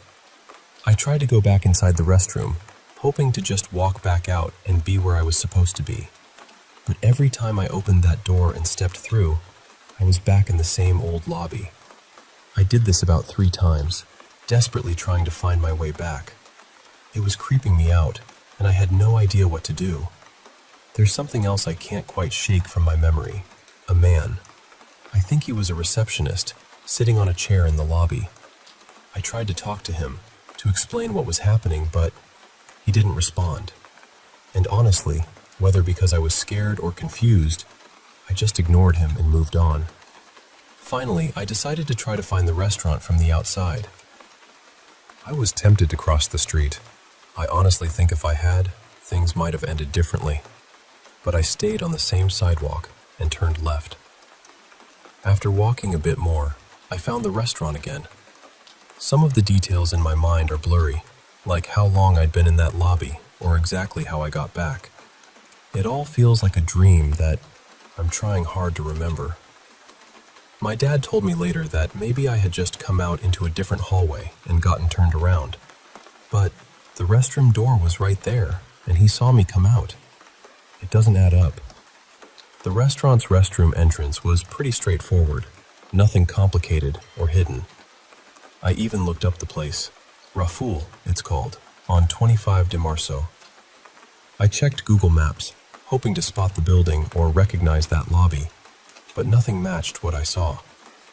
Sometimes I wonder if I slipped into some kind of alternate reality, like a glitch in the Matrix, or maybe a place from a Brazilian urban legend, like the Seven Alem. Now, on a different note, something else spooky happened to me recently. It was Sunday night, October 9th. My dogs were really on edge, staring out the windows like they saw something I couldn't. So I let them outside. My house has this setup where you go through one set of doors from the main house into 2 additional rooms, then another set of doors to the backyard.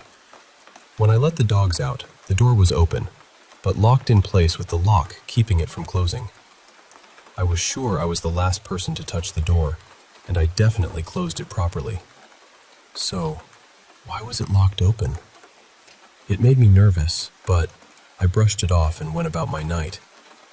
Around midnight, I went to sleep, but at 2 a.m., my dog started barking wildly at something in my room. I looked, half asleep, and saw a tall figure standing there.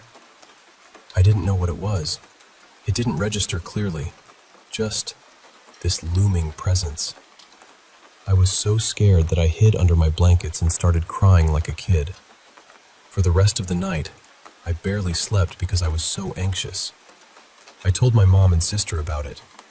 They said it was probably nothing, just my imagination. Some friends suggested it might have been sleep paralysis. I tried to believe them and went on with my day, but I was still uneasy.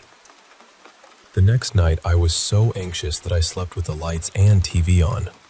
Thankfully, I slept okay, and nothing strange woke me or my dogs. But when I woke up for work that morning, something else freaked me out. One of my evil eye bracelets had fallen off. Now, it wasn't broken or slid off. It was fully intact. The only way it could have come off was if it was unclasped. But I don't remember unclasping it. And here's the weird part. I toss and turn a lot in bed, but I found the bracelet neatly underneath me on the bed, not on the floor. It felt like it had been placed there. I don't know if these things are connected, or if it's just my mind playing tricks on me. But between the strange restroom incident from my childhood and the eerie things happening now, I can't help but wonder if I'm being haunted somehow. Honestly, it's unsettling. But sharing it with you here makes me feel a little less alone in all this.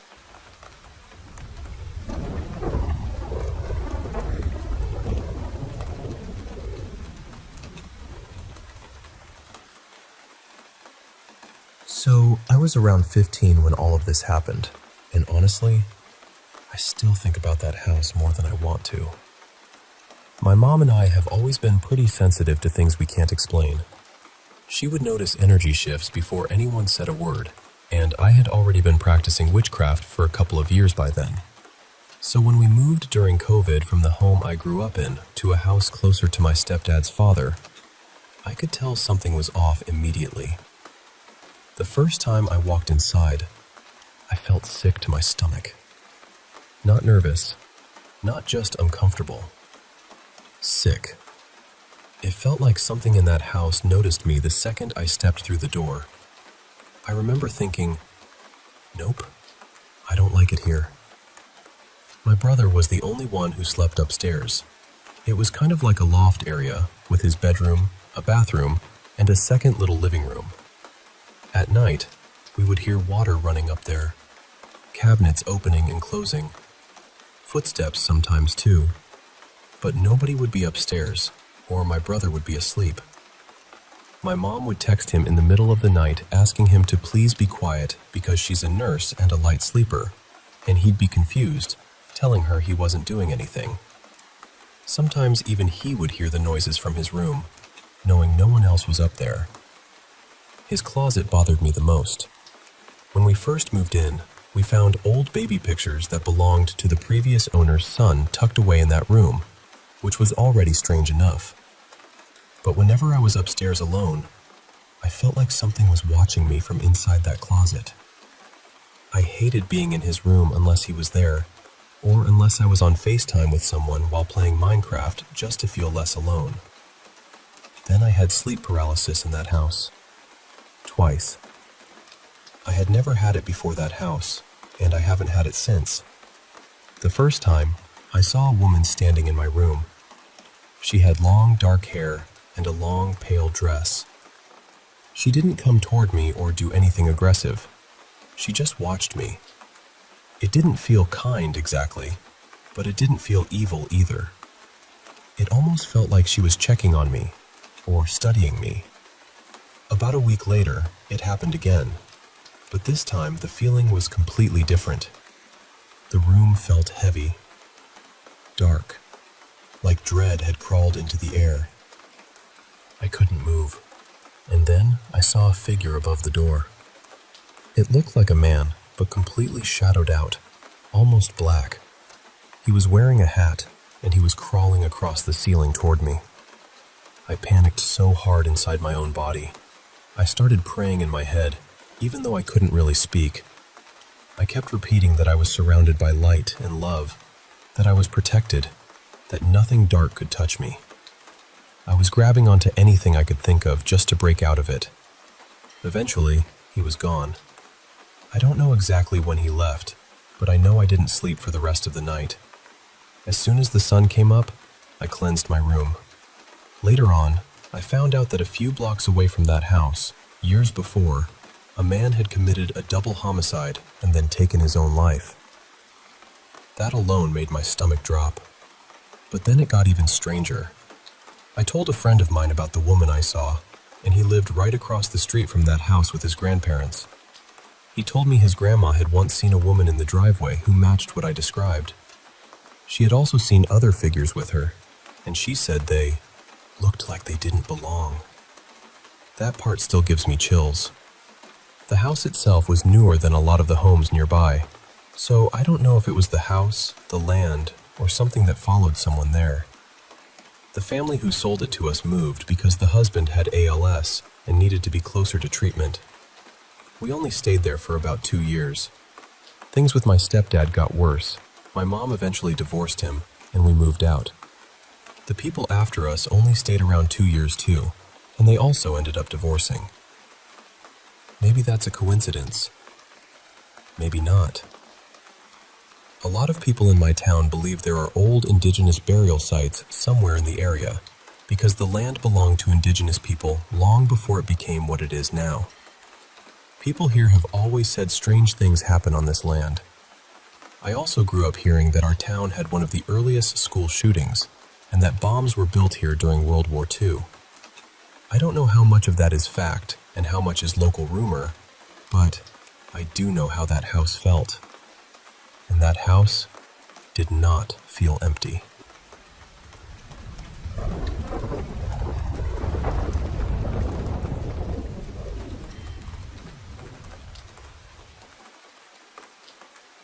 I'm a mother of 3. I have 2 little girls and 1 little boy. My girls are 6 and 4, and my youngest is still just a toddler. And I want to say this from the beginning. I'm not sharing this because I think it's fun, or because I want attention. I'm sharing it because I honestly don't know what else to do anymore. Before we had children, my husband had already experienced a lot of strange things. Not just once or twice either. His whole family had stories. Radios turning on by themselves. Toys making noise in the middle of the night. His younger brother waking up because something had called him or gotten his attention. Rocks being moved outside in a way that almost looked arranged. Even his mother once hearing a voice answer her when she asked if the baby was okay. And the strange thing is, his family never really reacted the way I would have expected. Their attitude was almost, just ignore it and it'll stop. But when my husband and I started living together, those things didn't completely disappear. They just became quieter for a while. The first place we lived together was this old yellow house. It had originally been a mobile home, but over time people had added rooms and walls and little extensions until it looked more like a regular house. One part of it had this long hallway that led toward the back, where the washer and dryer were. At night, that hallway felt wrong. I don't know how else to explain it. During the day, it was just a hallway, but once it got dark, it felt heavy. It felt like something was sitting down there, waiting. One of my dogs would stand at the entrance and stare all the way down it. She would whine and refuse to walk through it. And honestly, I didn't blame her. I didn't like going down there either.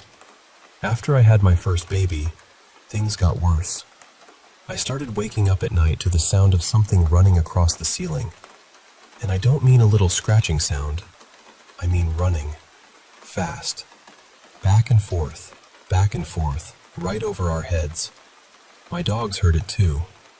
They would bark and run outside, following whatever it was from below. So one day, I climbed up and checked the roof because I thought maybe it was a cat, a raccoon, anything normal. There was nothing. No tracks, no damage, no sign that anything had been up there. And because the house had been built in such a patchwork way, the roof didn't even seem strong enough for a person to run across safely. Around that same time, I started seeing this white cloud inside the house. It wasn't like smoke. It wasn't thin or see-through. It was thick, almost like a heavy white fog, and it would fill part of the room. Most of the time, it happened when I was alone with my baby. And then, the dreams started. I had terrible dreams about something trying to take my baby from me. In one dream, something carried her away toward a tree. In another, I felt like something was watching us through the window. I know dreams are not proof of anything. I know that. But when you put everything together, the footsteps on the ceiling, the fog, the hallway, the way my dog acted, and those dreams, I had this deep feeling that something was paying attention to my child. Eventually, things slowed down, and we moved before my oldest turned 1. The second place was what my daughter used to call the Red House.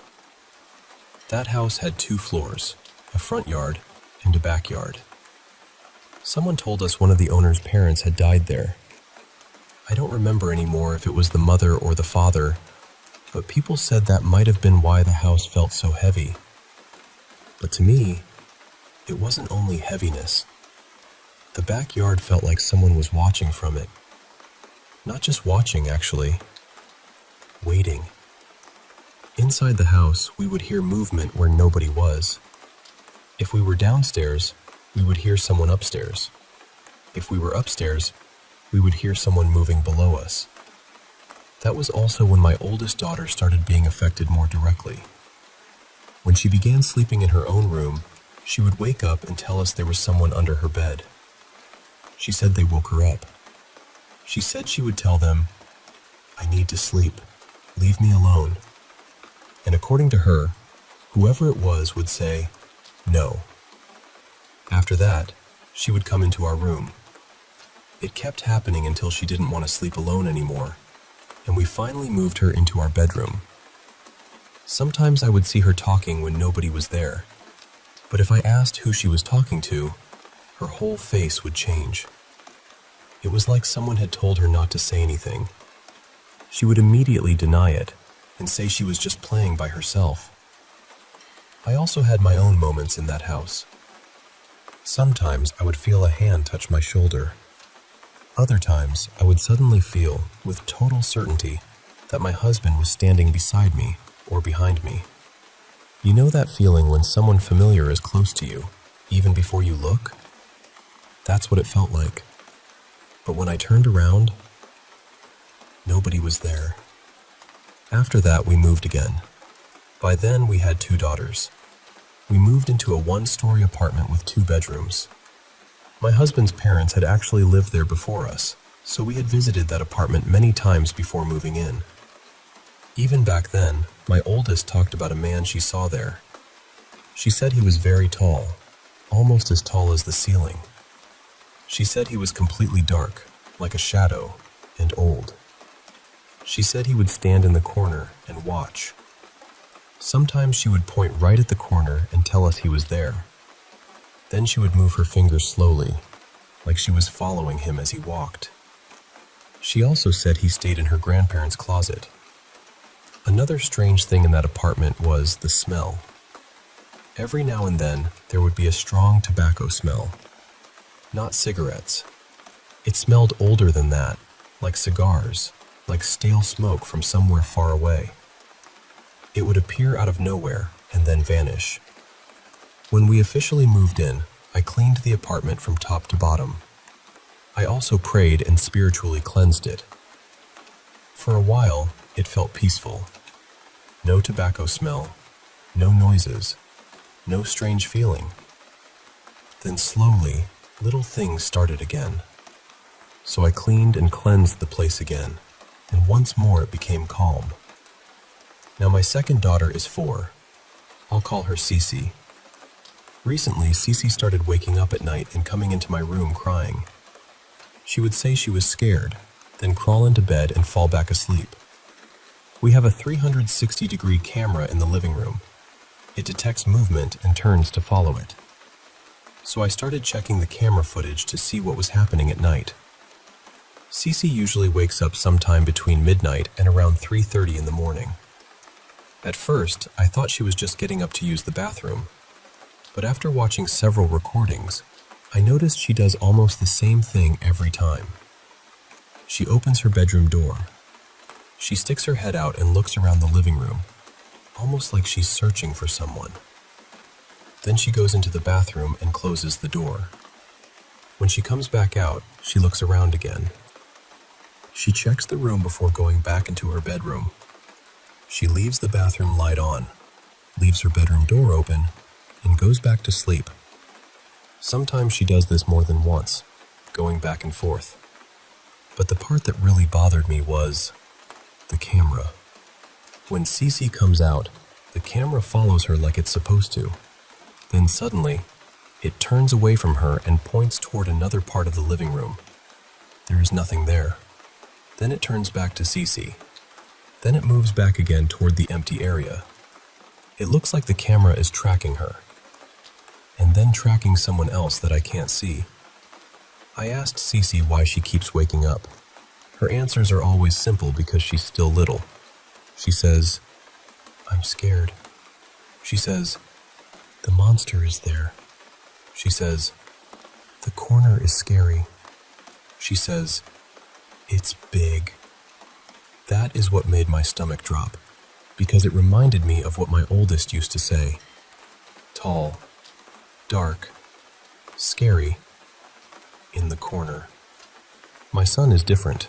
He's much harder to frighten. With him, it doesn't seem like something wakes him up. It's more like something calls him or gets his attention. Sometimes he points up at the ceiling and calls us over to look. There's never anything there. My husband has taught him that if something bothers him, he can tell it to go away. So now my son will throw toys upward and say, "No, no, no."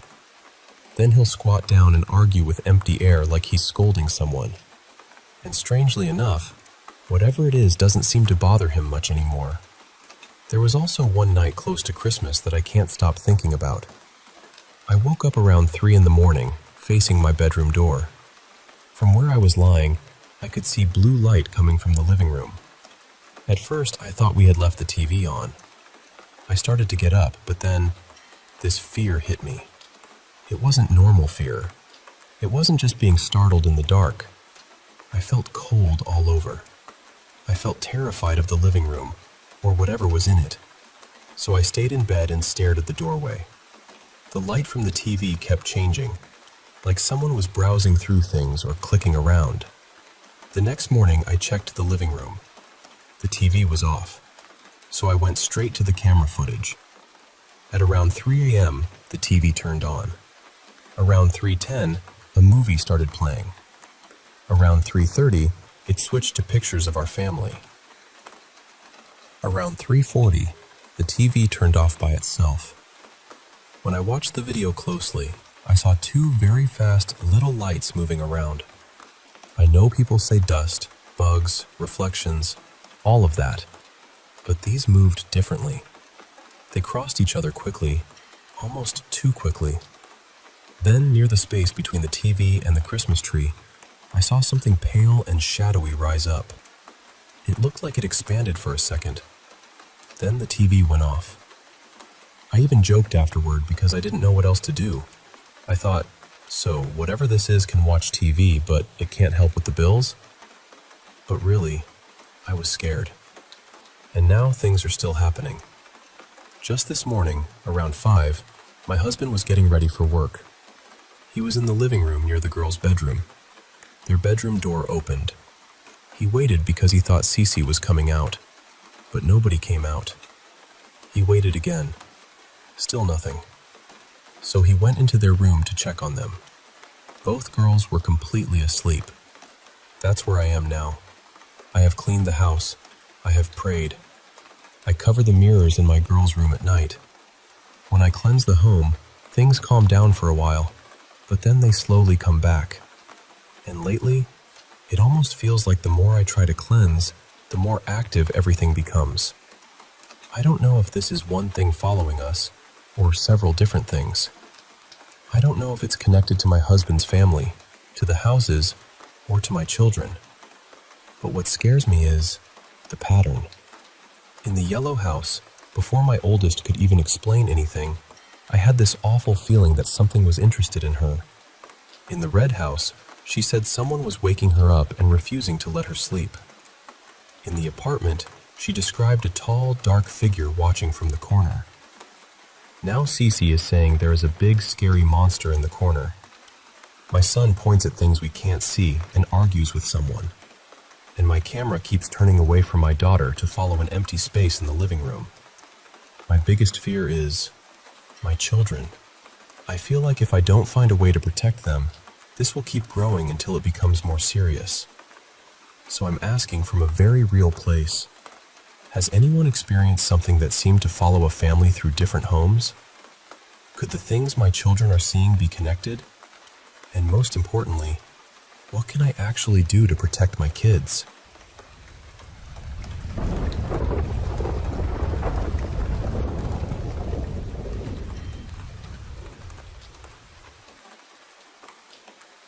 I was never the kind of person who believed in signs, spirits, or anything you couldn't pin down with a normal explanation. Back then, my girlfriend was into witchcraft. She practiced it seriously, and honestly, I used to go back and forth between thinking it was kind of charming and thinking it was nonsense. But it never bothered me. It made her happy, and I liked seeing her have something that felt meaningful to her. At the time, I was mostly staying at her place, but every now and then I'd spend a few nights at my grandma's house because it was closer to work. And that's where the first strange thing happened. One night in 2021, I was alone in the garage after my grandparents had gone to sleep. I was sitting there with the side door open, smoking, having a drink, and listening to music. The backyard was quiet. Everything felt ordinary. Then I heard this hard thud on top of one of the trash bins outside. At first, I thought it was probably a raccoon or maybe a cat jumping down from the fence. But a few seconds later, I heard this sound that still bothers me when I think about it. It started low and deep, almost like a growl, then rose into something sharper. It had this animal quality to it, but it sounded too big to be a cat. Too heavy. Too wrong. My body reacted before my brain did. I got up, shut the door, locked it, and went straight inside. The next day, I asked my grandparents if they'd heard anything outside. They hadn't. I tried explaining the sound, but there wasn't really a good way to describe it. They brushed it off, so I tried to do the same. But the next night, it came back. Same place, same kind of sound. I shut the door again and went upstairs, shaken. I called my girlfriend and said, "Babe, it came back." I tried describing it to her, but every explanation sounded ridiculous once it left my mouth. Eventually, the only thing I could say was, "It sounded like suffering." About a week later, my grandparents went out of town.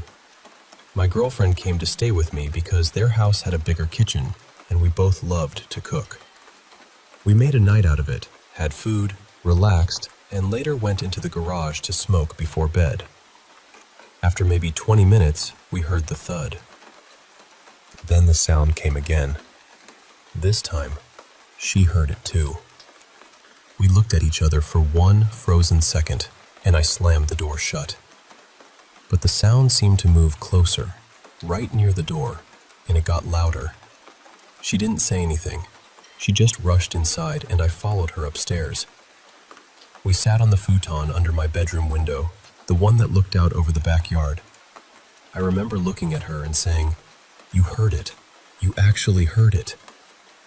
Before she could answer, the sound started again below the window, slower this time, like it was building itself out of the dark. She said, very quietly, "It sounds like something is dying out there." I asked if we should go check. She said, "What if something's hurt?" So I grabbed my everyday carry and went downstairs, with her right behind me. We turned on the backyard lights and looked through the kitchen window. Nothing. No animal. No movement. No explanation. We went back upstairs and spent the rest of the night trying to find similar sounds online, but nothing came close. Eventually, we gave up and watched TV until we fell asleep. That was the last time I ever heard whatever was outside. And honestly, I was just relieved someone else had heard it too. I wasn't alone with it anymore. Over the next couple of years, we brought it up often.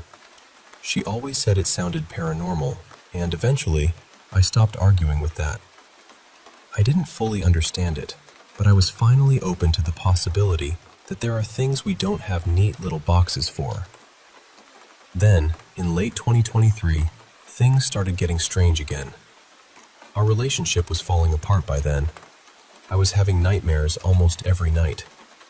In them, I'd be out somewhere with my girlfriend, and then suddenly I couldn't find her. The dreams got so bad that I started avoiding sleep altogether.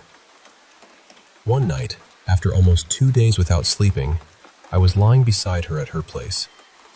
I rolled over and saw her asleep on her back, and floating about a foot above her was a woman. She was facing her, hovering parallel to her body, with this twisted grin on her face. She looked like she was chanting something, though I couldn't understand it. Then I felt this vibration behind my eyes and heard a high ringing sound. My eyes snapped open, and the woman was gone. My girlfriend was just lying there beside me. I told myself I must have dreamed it. I told her about it the next morning, and it spooked her a little, but we both let it go. A couple of weeks later, she was making spaghetti. She left 2 jars of sauce on the counter and went into the main house to grab pasta. Our little dog followed her, so I was completely alone in the converted garage where we lived. I was lying on the bed with my laptop when I heard a crash. I got up and found both jars shattered in the middle of the kitchen floor. Not fallen from the edge, not knocked over by the dog, broken in the middle of the floor.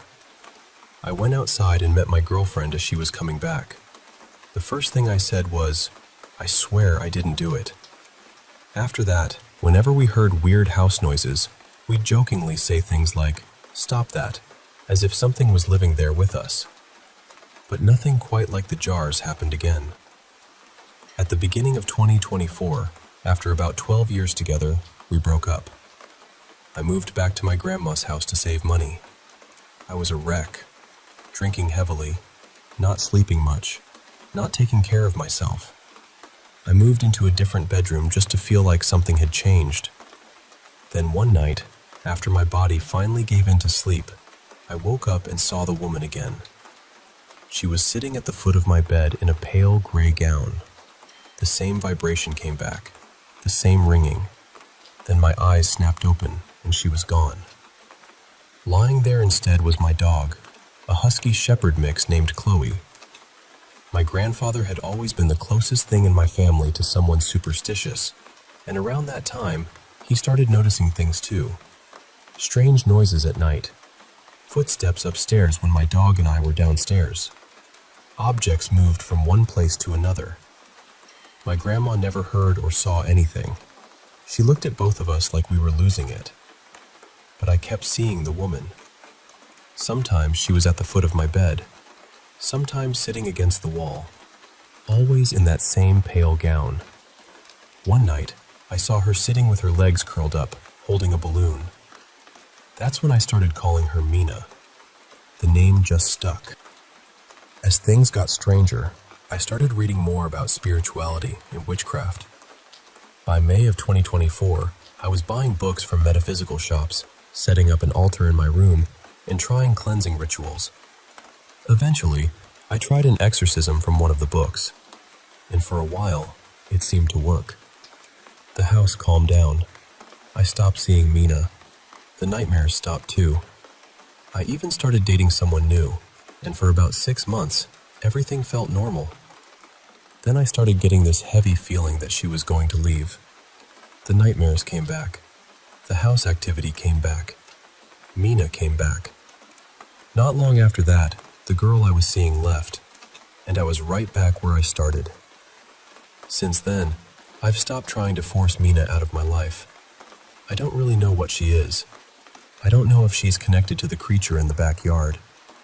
I don't know if she's a warning, a presence, or something my mind reaches for when everything around me is breaking. But strange as it sounds, I've started to feel like she shows up before trouble. I've only seen her a few times since moving out of my grandma's house in 2025. And now, when I do, it doesn't scare me the same way. There's almost something comforting about it. I still don't have answers. I just know that after everything I experienced, I'm not the closed-off skeptic I used to be. I still practice witchcraft now, and I'm much more open to the idea that some things can be real, even when they refuse to explain themselves.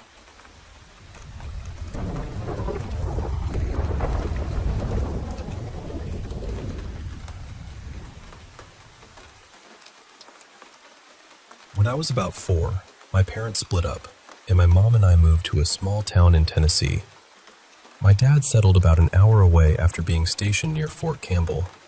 He was a chaplain in the Army, and the whole reason we lived close enough was so he could still see me on weekends. I mention that because what I'm about to tell you didn't just happen in one house, or one neighborhood, or one town. It followed me. I was still really little when I first noticed it. Maybe 4, maybe almost 5.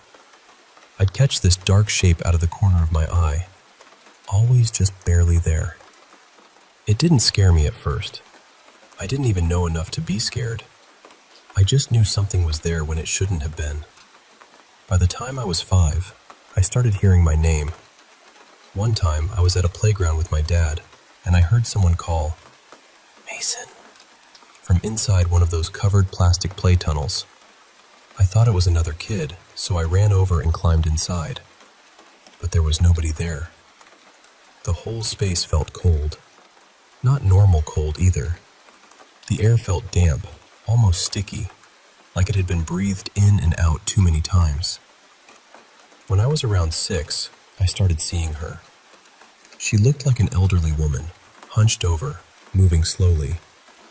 I'd see her near my mom's neighborhood, by the park, near my dad's place, sometimes even along the road when we were driving. Never inside the house, but almost everywhere else. She would wave at me. Sometimes she'd curl her fingers, like she wanted me to come closer. And she always smiled. That was the worst part. Her mouth smiled, but her eyes didn't. Her eyes looked flat and hungry, like she was pretending to be kind because she knew that was what grown-ups were supposed to look like. I didn't feel terrified then. I was always with someone, my mom, my dad, my friends, so she felt far away. Wrong, but far away. When I was 7, my dad remarried. His wife was from Lebanon, and he had met her while he was overseas.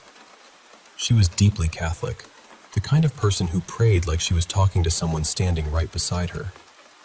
One afternoon, she was holding my hand while we crossed a street, and the old woman was waiting on the other side.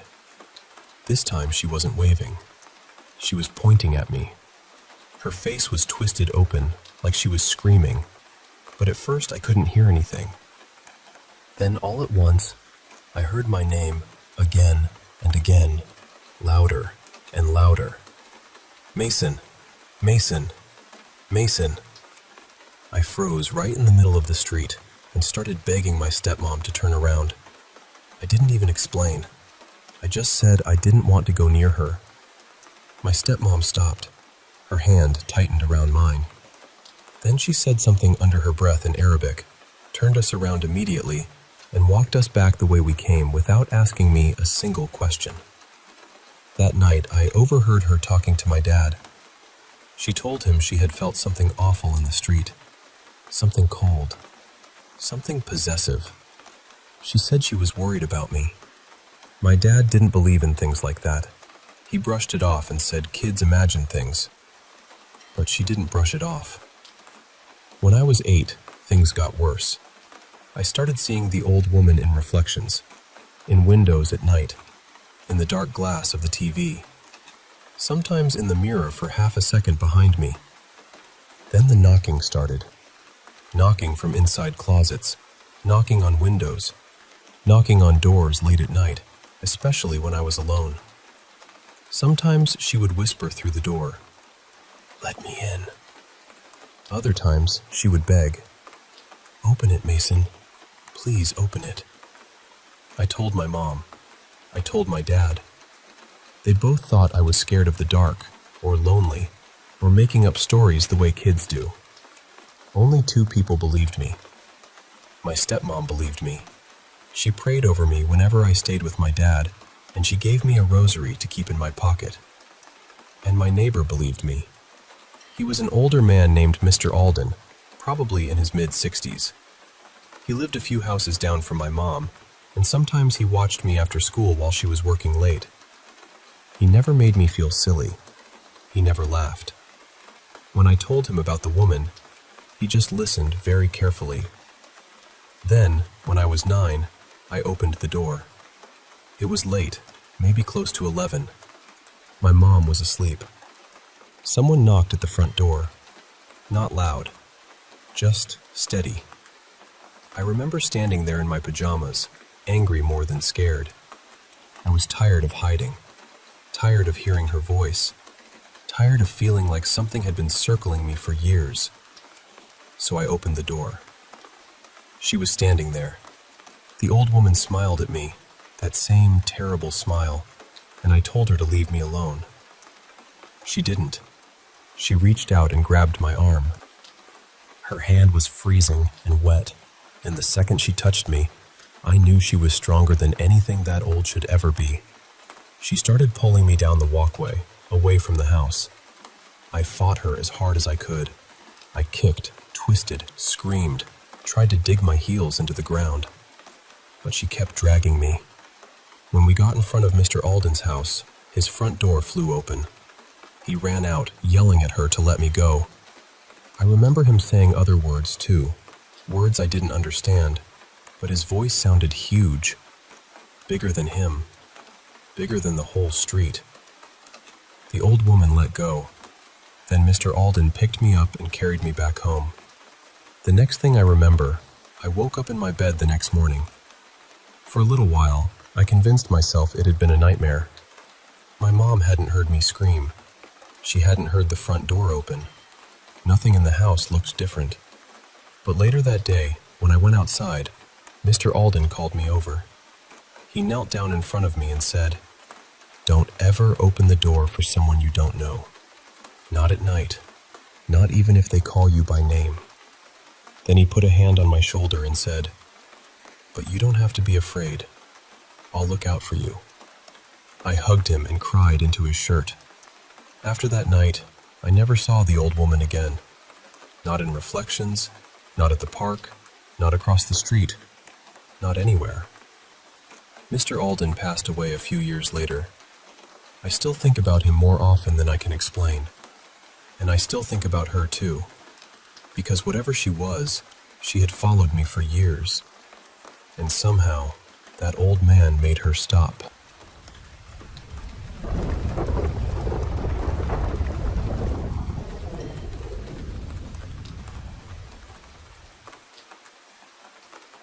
Back in 1996, I was about 2 years into some pretty intense training to become a massage therapist. I've always felt like I was born with healing hands, along with a few other gifts I didn't fully understand yet. But this world can be rough, you know? Gifts are beautiful, but they don't pay rent. I used to joke that having supernatural abilities and a few dollars in your pocket might get you a burger, but it wasn't exactly a retirement plan.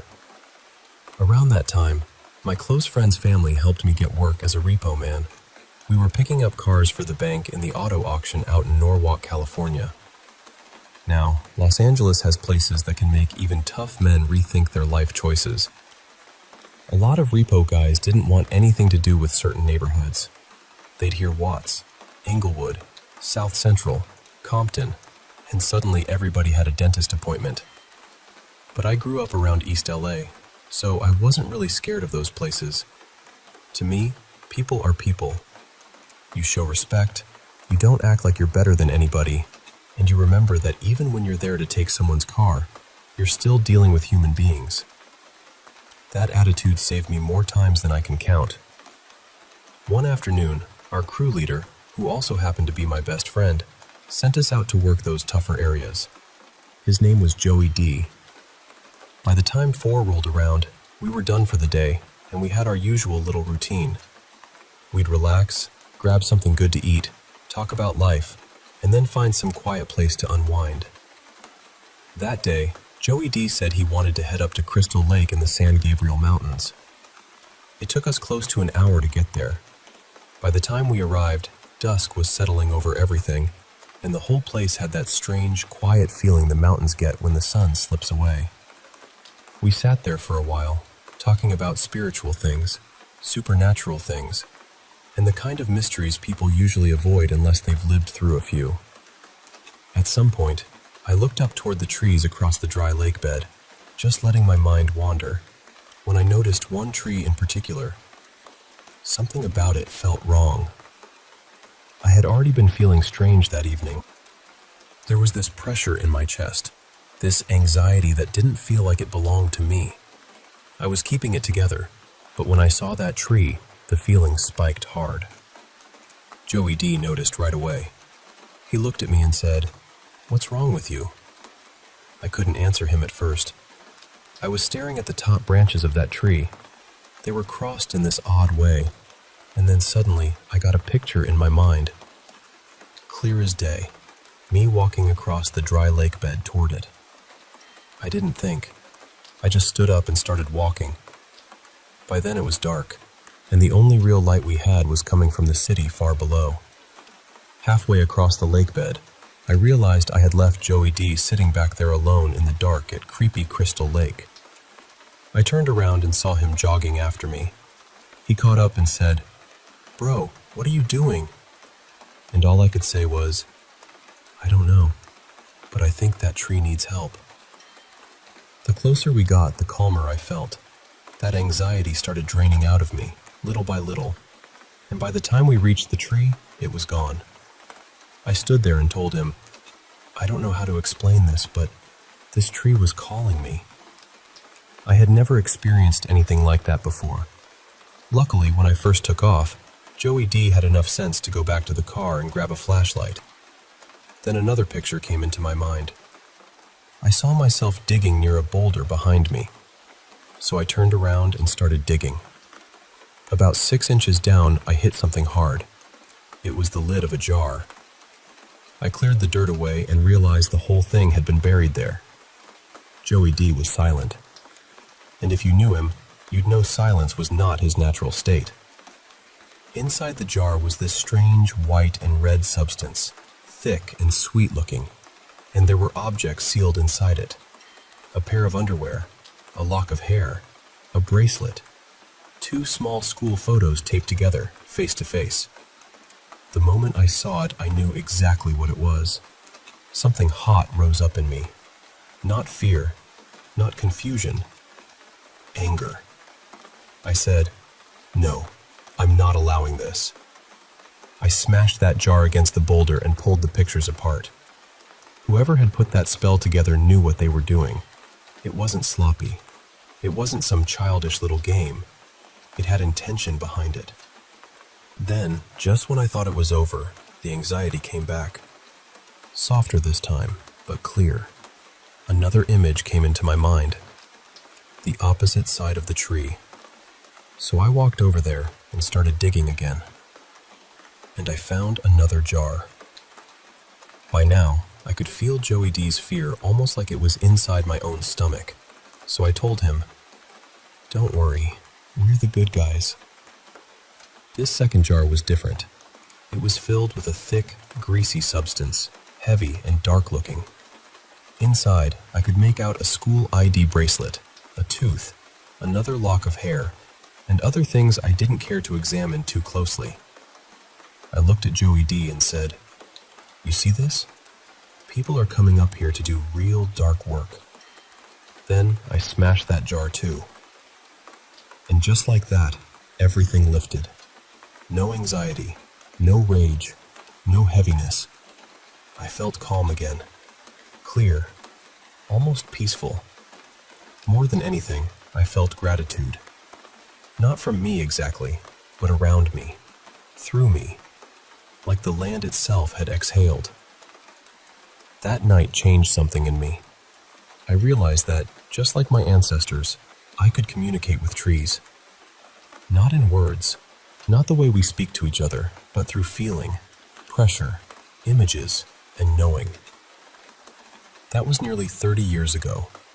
These days, the trees still tell me things. Not usually with pictures anymore. It's more subtle now. But once you understand that negative energy affects everything, including the trees, you learn to pay attention. A tree can tell you a lot about a place. Before you buy land, before you move into a home, before you settle somewhere and call it yours, look at the trees. They know what's been there. And if you know how to listen, they'll tell you.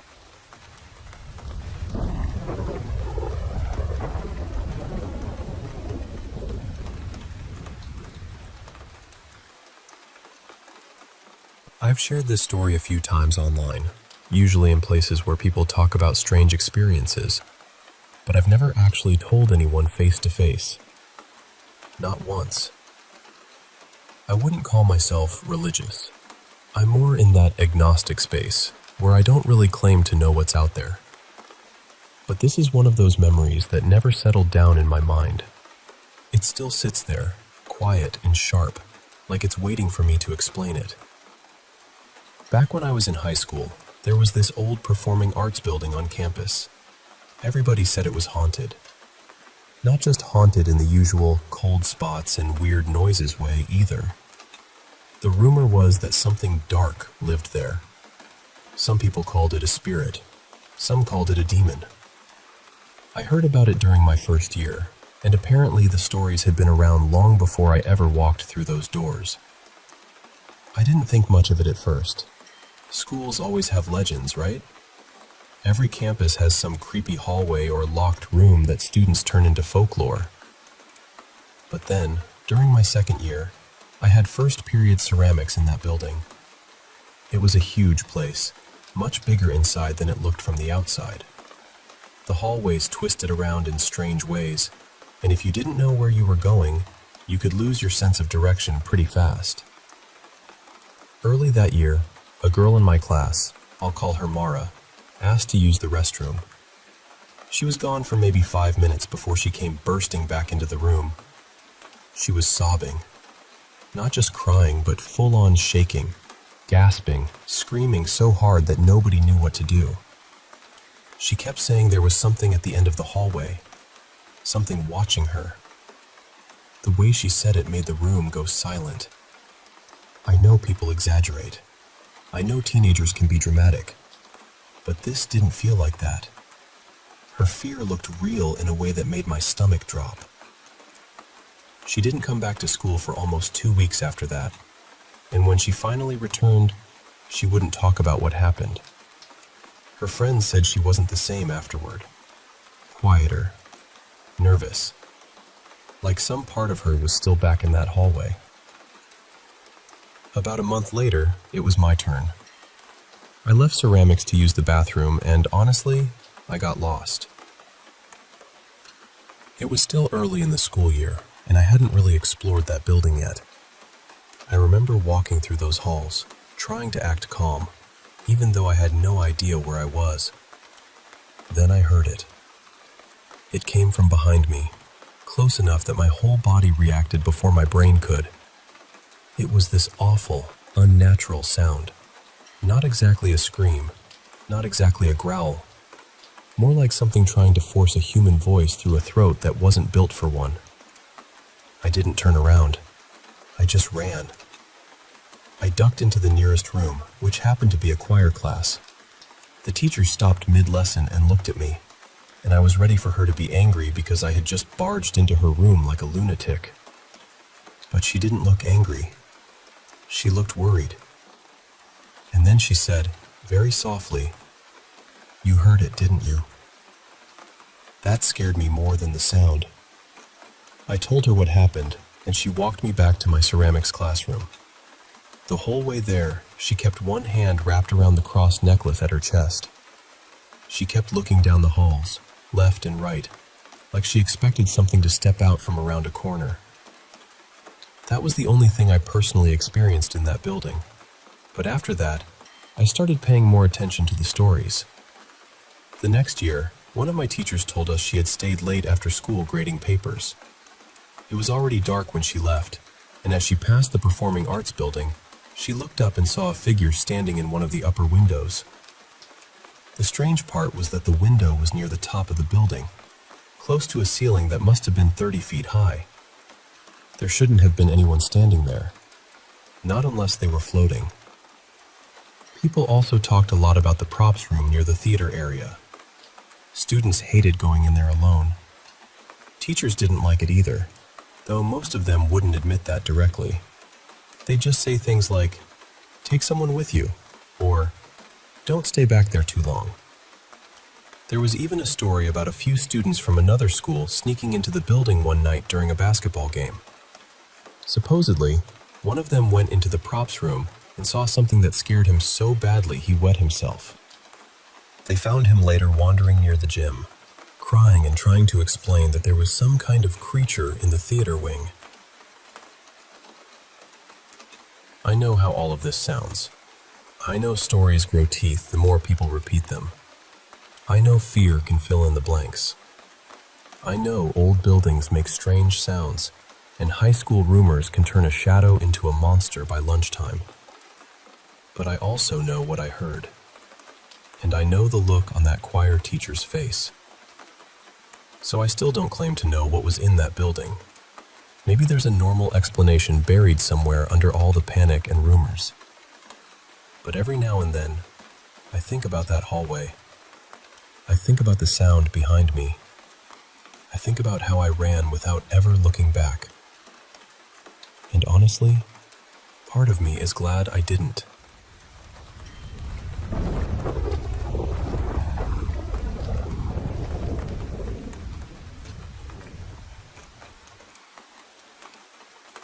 I've been a therapist for a little over 10 years, and I used to believe I understood distance. Not emotional coldness exactly, more like the careful space you keep between yourself and the person sitting across from you. The space that lets them feel safe enough to fall apart, while you stay steady enough to help them put the pieces somewhere they can bear to look at. That was always the work. At least, that's what I thought. I keep a clock on the wall behind the patient's chair. I started doing it during training, and I never stopped. People notice everything when they're in therapy. Your eyes, your mouth, the tiny change in your breathing when something lands harder than expected. So if I need to check the time, I look just past them. They don't feel watched. They don't feel rushed. And I get to feel, in some small way, in control. I haven't felt that way since late January. His name was listed as Damian March, 42 years old, self-referred. He had written that he was dealing with unresolved trauma and intrusive memories. That part was ordinary enough. I see people like that all the time. People who have spent half their lives locking doors inside themselves, only to realize the keys were never really gone. Damien was quiet at first, polite, careful, not evasive, but guarded in the way people are when they have learned that honesty costs something. By our fourth session, I found myself looking forward to seeing him. He was thoughtful. He answered slowly, not because he was trying to sound clever, but because he seemed to be listening inwardly for the truest version of what he meant. There was something sad about him, but not dramatic. More like an old bruise under a sleeve. Our sessions were always on Thursdays, 5:30 to 6:30. Last appointment of the day. My receptionist, Clara, left at 6, so by the end it was usually just the two of us in the building. I've thought about that detail more than I'd like to admit. Everything changed in the 9th week. For 2 sessions before that, Damien had been circling something. I could feel it. Therapists get used to that change in the room, the way a person approaches something painful and then veers away at the last second. He mentioned his father, his sleep, a hallway he could picture but couldn't place. I didn't push. You don't push. You wait by the door until they're ready to open it. That Thursday he came in, sat down, folded his hands in his lap and said, "I think I'm ready to talk about the house." I told him he could take his time. He described a 2-story house on a quiet street, a pale cream exterior, the paint weathered gray around the windows, a front gate that never closed properly, a patchy garden with more moss than grass. And something in me went very still. Then he described the inside. A narrow hallway, a dark wooden banister, the 2nd and 5th stairs creaking under your weight, a kitchen that always smelled faintly sweet, Not like food, he said, but like cleaning liquid or flowers left too long in a warm room. My mother used lavender floor cleaner every Sunday morning. Every Sunday, from the time I was little until I left home. I didn't move. That is what training teaches you. You do not move when something inside you starts screaming. Damien went on. He described the upstairs landing, a linen cupboard on the left, a bathroom with a pull-cord light that only worked if you tugged it twice. Then, at the very end of the hall, a child's bedroom with one window facing the back garden. And wallpaper. White wallpaper with tiny blue sailboats. That was my bedroom. From the age of 7 until I was 15, when I finally begged my father enough times that he let me paint over it. My mouth went dry. I reached for my water glass, and for the first time in years, I noticed my hand shaking in front of a patient. Damien wasn't watching me. He was looking slightly past my shoulder, as if the memory was being projected onto the wall behind me. Then he mentioned the dog. A small, sandy terrier who slept at the foot of the bed. A dog who made a strange little grumbling sound whenever someone opened the front door. Not quite a bark, he said, more like a complaint. And then he said the dog's name. Marlowe. My dog's name was Marlowe. He died when I was 16. I have never told a patient about him. I have never written about him. There is no public record connecting that dog to me. No photograph online. No old post. Nothing. I ended the session early. I told Damien I wasn't feeling well, which was not exactly a lie. He looked concerned, but not surprised. He said he hoped I felt better, and then he left. Calmly. Normally. As though he had not just walked barefoot through the locked rooms of my childhood. I sat there for a long time after the door closed. Then I went to the filing cabinet and pulled out his folder. The intake form was blank. Not missing. Blank. The pages were there. The printed fields were there. Name, date of birth, address, emergency contact, medical history. But every line that should have been filled in was empty. Clean paper. I checked the appointment book. Thursday, 5:30. D. March. Written in Clara's blue pen. But there was no registration form. No consent form, no ID copy, nothing we are required to have before seeing a new patient. So I called Clara. I asked her what she remembered about booking Damien March. There was a pause. Then she said, "Who?" I described him. Early 40s, dark coat, always arrived exactly on time. Her silence stretched so long I thought the call had dropped. Then she said gently, "Dr. Ellis, your last Thursday patient has been Mrs. Harrow for weeks. After she leaves, you stay in the office alone. I assumed you were catching up on notes." I have no memory of Mrs. Harrow. None. I went back through my case notes. There they were. 9 weeks of sessions with Damien March, all in my handwriting. Detailed, consistent, clinical observations, progress, resistance, the slow movement toward a central trauma. They looked real because they were real. I know what false notes look like. These weren't false. But underneath them, on the same pages, written in the same pen, was another set of notes. Another patient. A woman named Eliana. Initial session, dissociative episodes, fragmented memory, intrusive recollections she cannot identify as her own. Describes, in vivid detail, a childhood home with a narrow hallway, a lavender smell, a bedroom with blue sailboat wallpaper, and a small terrier named Marlowe. Same dates. Same appointment times. 5:30 to 6:30. Every Thursday. I read those pages again and again before I understood what I was seeing. Eliana wasn't my patient. Eliana was me. And the notes were in my handwriting because I had written them, but not from behind the desk. From the chair in front of it. I was never Damien's therapist. Not for those 9 weeks. I was sitting across from him, telling him about a house I thought I had forgotten, a dog I never speak of, wallpaper I painted over decades ago. And somewhere inside the fracture, my mind built a kinder version of it. A version where I was the one in control. Where I had the pen. Where I was safe on the correct side of the room. There is a therapist named Damian March. I found him. He's licensed. He's 42. His practice is 4 streets from mine.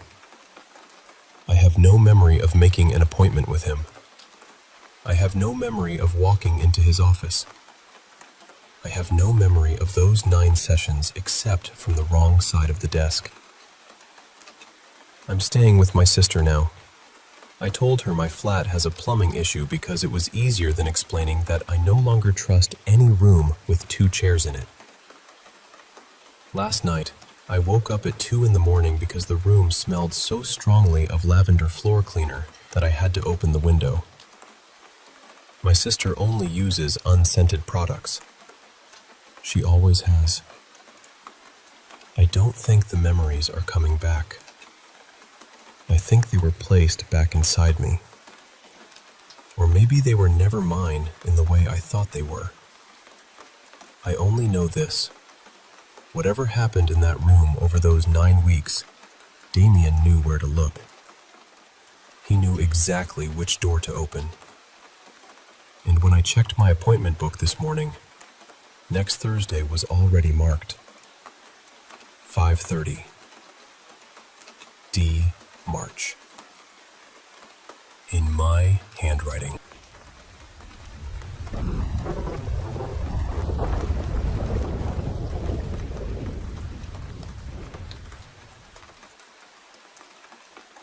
I've never been the kind of person who jumps straight to ghosts when something strange happens. I've always tried to explain things away first. Bad dream, half-awake brain, shadows playing tricks. You know, anything reasonable. But there's one thing from my childhood that I've never been able to make sense of. I was about 9 when my mom moved me and my older brother into this small apartment on the edge of town. She was raising us by herself back then, and money was tight. So it was the kind of place you moved into because you had to, not because you wanted to. The complex was rough. There were police around all the time, and I remember there being a little security office near the front, because things happened there often enough to need one. I have a handful of strange memories from that apartment, but this one is the one that never really left me. That night started completely normal. I went to bed the way I always did. My bed faced my bedroom door, which I hated, but there wasn't really another way to set up the room. I was a nervous kid, scared of the dark, scared of noises, scared of being alone.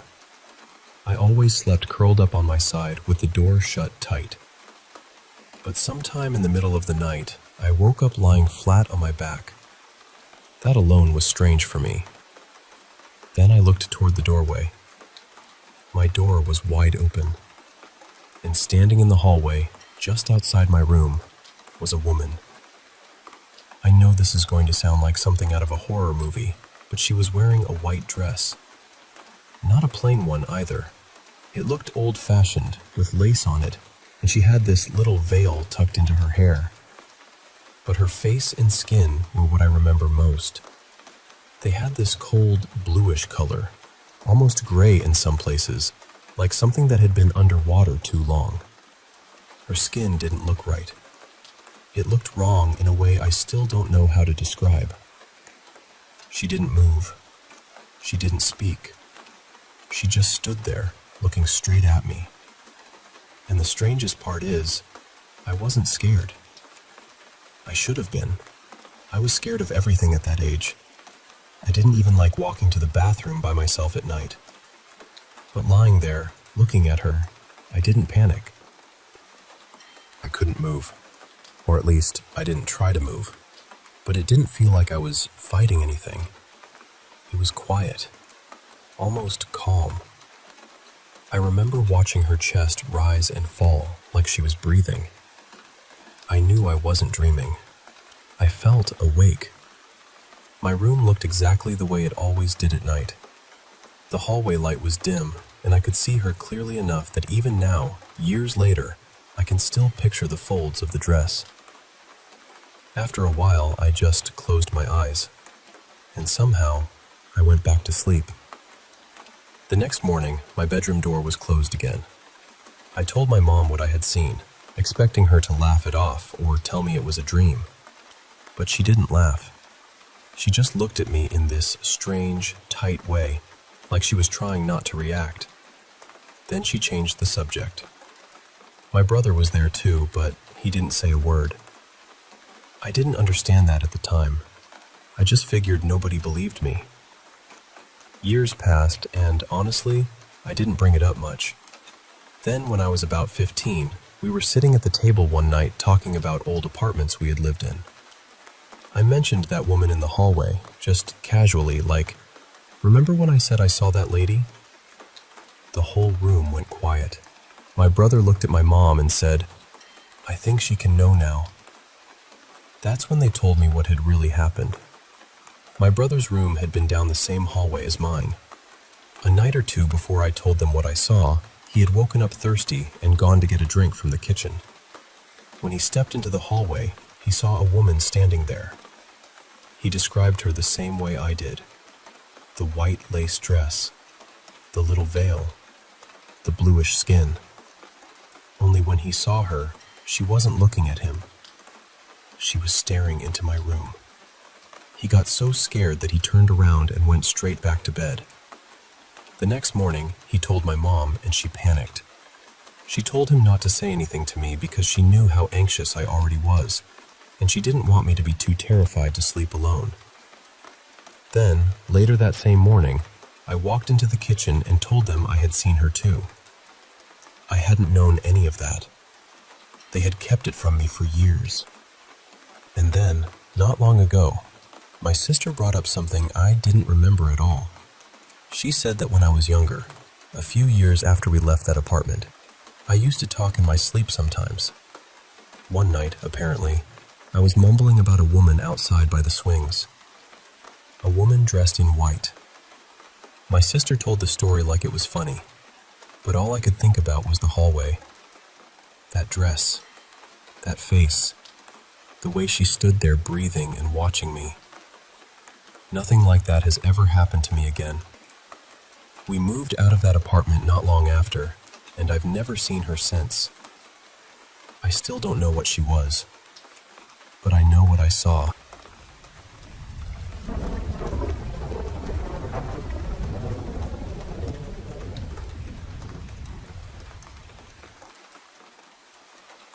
I've always felt things a little too deeply.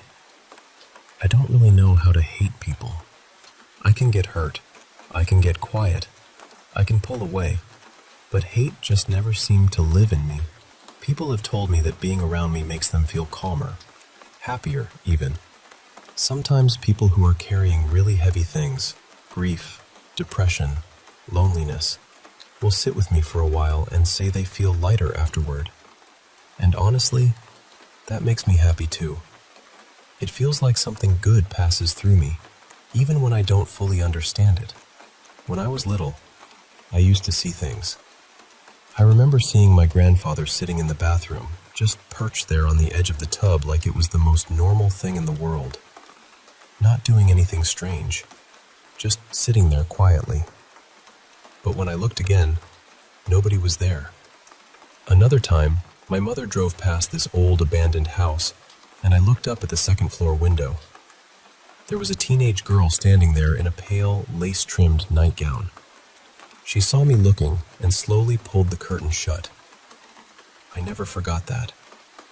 Even as a child, I always felt like I didn't completely belong. Not with my family, not at school, not even later as an adult.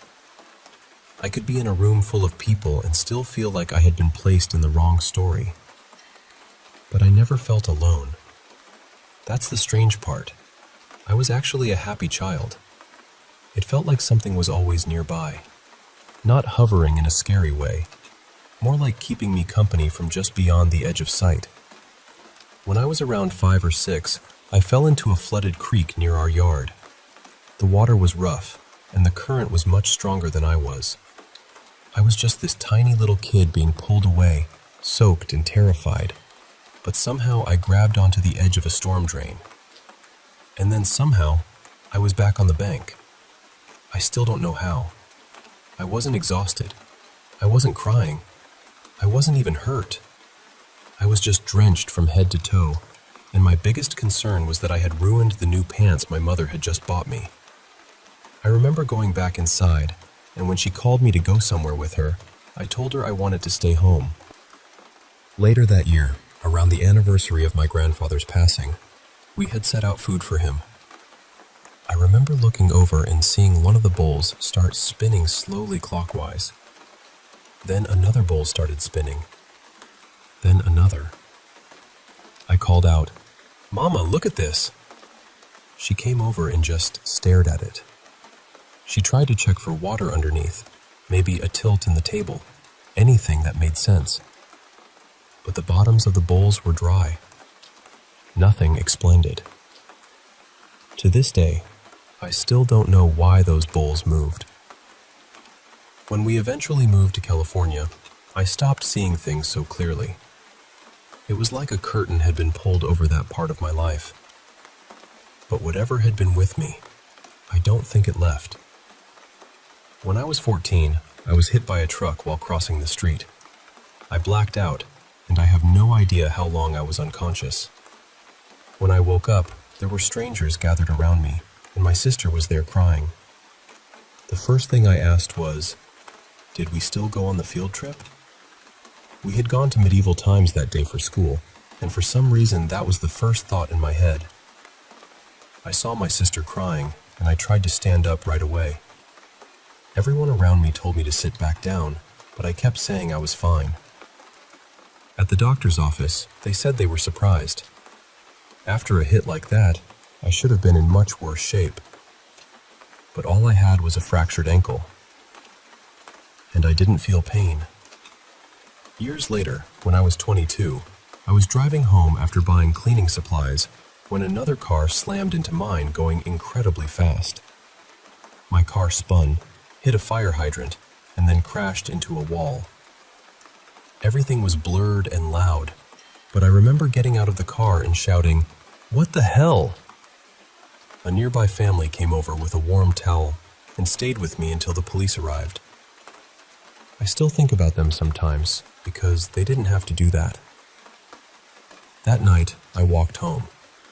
I didn't even go to the hospital. I just went inside, lay down on my sister's beanbag, and fell asleep. Somehow, I only had a few bruises.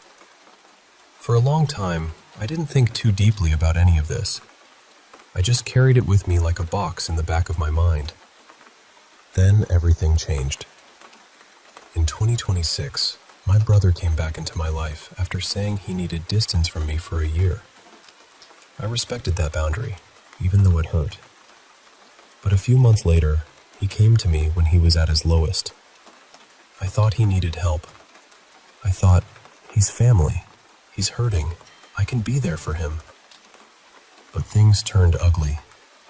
We were both not in the clearest state of mind, and suddenly he started saying things that cut me in a way I can't really describe. He accused me of things that shook me down to the core. To have someone from your own family look at you like you're unsafe after you opened your home to help them heal, it broke something in me. I tried to calm everything down. Eventually, we both went to sleep, but as I walked to my room, I felt uneasy. Deeply uneasy. The next day, I tried to show him something, hoping things might feel normal again, but another argument started. He threatened to leave and blamed me for it. So I finally said, "Go. If you don't feel safe here, then leave." And he said he would, because of me.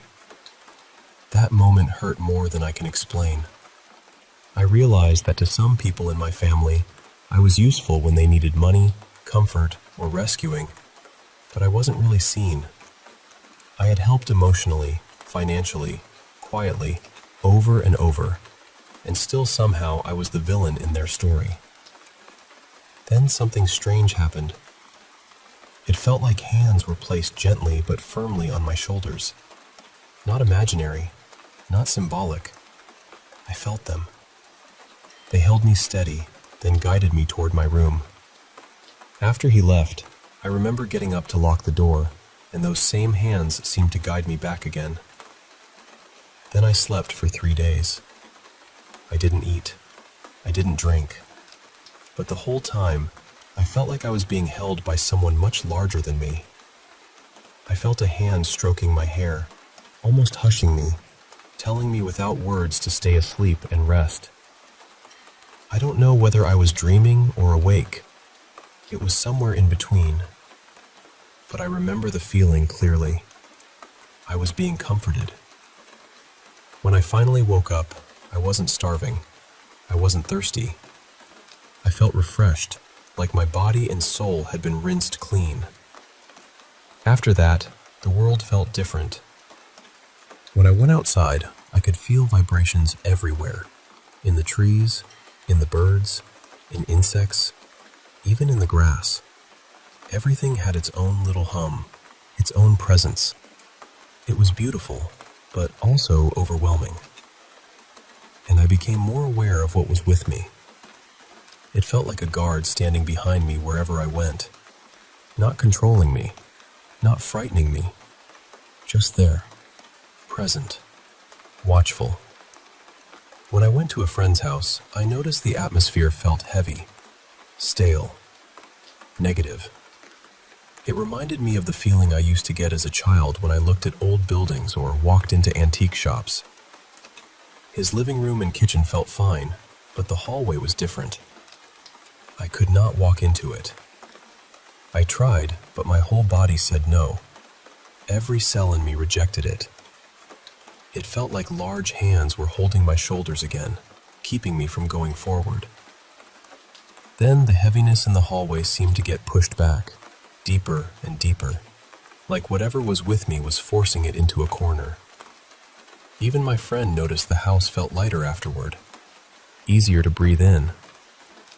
At another friend's house, the energy was completely different. Busy, crowded, almost like a family reunion happening in the air. She had old newspaper clippings and family photos all over the walls, and the place felt full of memories. Whatever follows me seemed cautious there. I felt it close around me, almost like it had wrapped its arms around me while I walked. I'm not religious.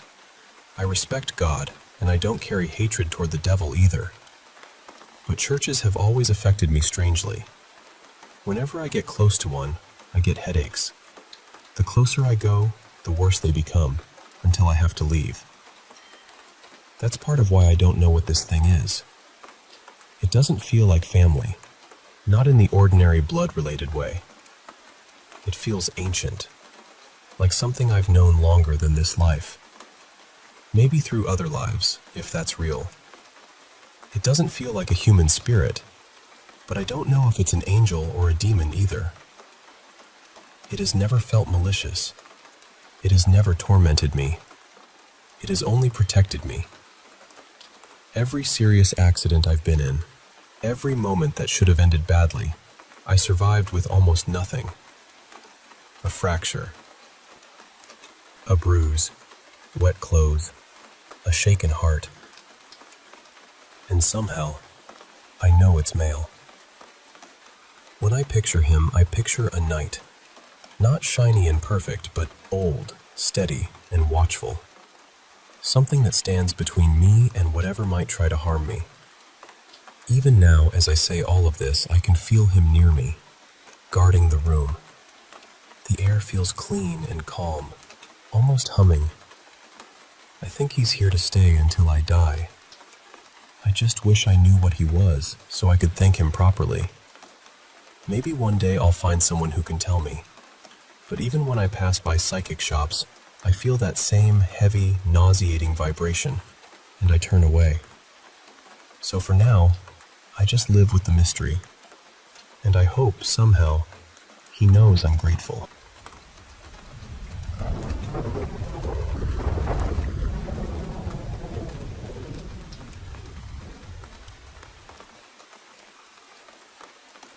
not really sure where this story begins, because there wasn't one single moment where everything changed. It was more like a bunch of small things piling up quietly, until one day I finally had to admit that something was very wrong. I was about 9 or 10 when I first got interested in the paranormal. Most kids I knew were scared of ghosts, but I wasn't. I was curious. I used to sit alone and try to talk to relatives who had passed away. Grandparents, cousins, people I barely remembered. Looking back, I know that sounds strange, but at the time I thought I was just being imaginative. Not long after that, things started happening in our house. It wasn't an old mansion or anything dramatic like that. It was just a regular house, but it felt big to us. 3 bedrooms, a large garage, and a backyard that seemed huge when I was a kid. My bedroom was right in the middle of the house, with 2 doors across from each other. One door opened toward the kitchen and dining area. The other opened into the hallway. My parents' room was down one end of that hall, and my older brother's room was at the other. Mine was right between them. At first, it was only noises, little sounds at night, scraping, soft footsteps. Sometimes it sounded like someone was dragging their feet across the floor just outside my room. During the day, nothing ever happened. That made it easier to pretend it was nothing. Then I started hearing laughter. That's when it stopped feeling harmless. It sounded like children laughing somewhere inside the house. Most of it was faint, almost far away, but there was one laugh I could always pick out. A little boy's laugh. I told my older brother about it, and he laughed at me. He said I was watching too many scary movies and trying to scare myself. But after a few weeks, he heard it too. One night, we were both awake in my room when we heard footsteps stop right outside the kitchen door. Then came that same laugh. My brother looked at me and went completely quiet. That was the first time I realized I probably wasn't imagining it. After that, things got worse. The doors in my room started opening by themselves. Not slowly, not from a draft. They would swing open all the way. One door would open, then close. Then the other door would open, like someone was passing through my room as if it belonged to them. That part bothered me more than anything. Whatever it was, it seemed comfortable there, like we were the ones intruding. This went on for years. Then one night, my brother, a friend of ours, and I decided to use a Ouija board. I know how bad that sounds now. But we weren't taking it seriously. We were joking, moving the piece ourselves, acting like idiots and pretending we were talking to something. We were sitting on the floor in my room, with one small lamp on and a candle next to the board. Then everything went black. The power cut out completely. At the exact same second, the candle went out. None of us moved. The whole room went silent in a way I still remember. Then something slammed into my bedroom door so hard it sounded like the wood might split. My brother jumped up and shouted. Before either of us could do anything, our friend started screaming. Not yelling, screaming like someone was hurting him. Then the lights came back on. The first thing I noticed was this sharp, metallic smell in the room. Then I looked at our friend. There was red liquid on him. Not enough to soak him, but enough that all 3 of us backed away immediately. There were no drinks in the room, no paint, nothing red anywhere near us. He panicked and locked himself in the bathroom. My brother looked completely drained. He kept saying he felt something rush past him right before the door was hit. We searched the room because whatever struck the door had sounded solid. That's when we found the planchette. It was lying near the bedroom door, all the way across the room. Nobody had touched it. A few minutes later, we went to check on our friend. The bathroom was empty. The window was open. He had climbed out. We searched outside for about 15 minutes before I found him near the back fence, curled up with his knees pulled to his chest, rocking back and forth. I asked if he was okay. He wouldn't look at me. He just kept shaking his head. He never came back to my house after that night. After the Ouija board incident, things seemed to calm down. At least, that's what I told myself. There was no more laughing, no doors opening, no footsteps outside my room. But the feeling never completely went away. You know that feeling when someone is standing behind you? It was like that, only heavier. Like something was watching and waiting for me to notice. A couple years later, we moved into another house. For a while, I convinced myself that everything from the old place had just been childhood fear. Then I started seeing movement again. Never straight on, always in the corner of my eye. I'd walk down the hallway and think someone moved behind me. Or I'd turn a corner and catch a dark shape slipping out of sight. Whenever I looked directly, there was nothing there. At first, I ignored it. Then I noticed a pattern. Right before I saw it, I'd get this pressure in my chest. A heavy feeling, like my body knew something was nearby before my mind caught up. I stopped sleeping well. There's one night I still think about all the time. I woke up suddenly around 2 or 3 in the morning. No dream, no noise. I just opened my eyes with this awful feeling that something was wrong. The room felt tense. That's the only word I have for it. My bedroom door was open just a few inches. I stared at it, trying to understand why I had woken up. Then I saw it. Something was looking at me through the crack in the door. At first, my brain couldn't make sense of it. I could only see part of a face, mostly the eyes. They weren't glowing. That would almost have been easier to explain. They looked almost normal, except they reflected the light the way an animal's eyes do in the dark. But these eyes were still, completely still, just watching me. I froze. It wasn't sleep paralysis. I could move. I was just terrified. After a few seconds, adrenaline hit me. I jumped out of bed and rushed toward the door because my first thought was that someone had broken into the house. As I got close, I saw it pull back into the darkness. I threw the door open. Nothing. The hallway was empty. No footsteps, no movement, just darkness. I checked every room in the house. Nobody was there.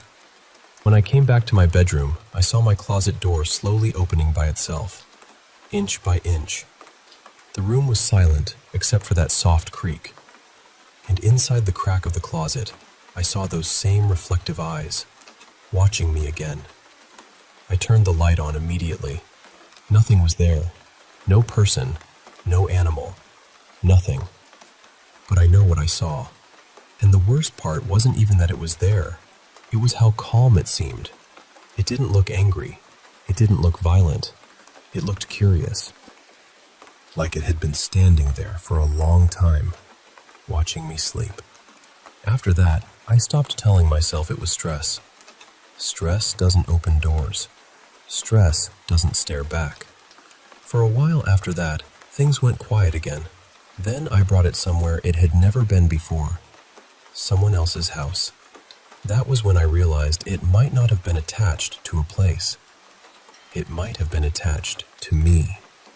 A while after the closet incident, I went to my girlfriend's house for the first time. Usually she came over to mine, but that night we decided to hang out at her place. The second I stepped inside, that same feeling hit me. Heavy. Wrong. Like walking into a room just after an argument has ended. I stopped near the door because it caught me so off guard. My girlfriend asked what was wrong, and I just told her I felt weird. I didn't tell her the truth. I don't think I was ready to say it out loud. The night started normally. We listened to music in her room, talked, joked around, and had a couple drinks. Later, she said she was hungry, so we went to the kitchen and made something to eat. Nothing strange happened while we were out there. That's what made what happened next so hard to explain. About half an hour later, we went back to her room. Both of us stopped in the doorway. Her entertainment center had been turned completely around. The TV, the speakers, everything. Not knocked over, not broken. Turned around. Like someone had physically rotated the whole setup while we were gone. I tried to laugh because I didn't know what else to do. But inside, I already knew. That feeling in the room had gotten stronger. My girlfriend started asking me what was going on. She was scared, and I couldn't blame her. So I finally told someone the truth. I told her I thought something had been following me for years. The second I said it, the room felt colder. She wanted to leave, but we had both been drinking and couldn't drive anywhere. So we stayed. Eventually, we calmed down enough to try sleeping, but I don't think either of us really slept much.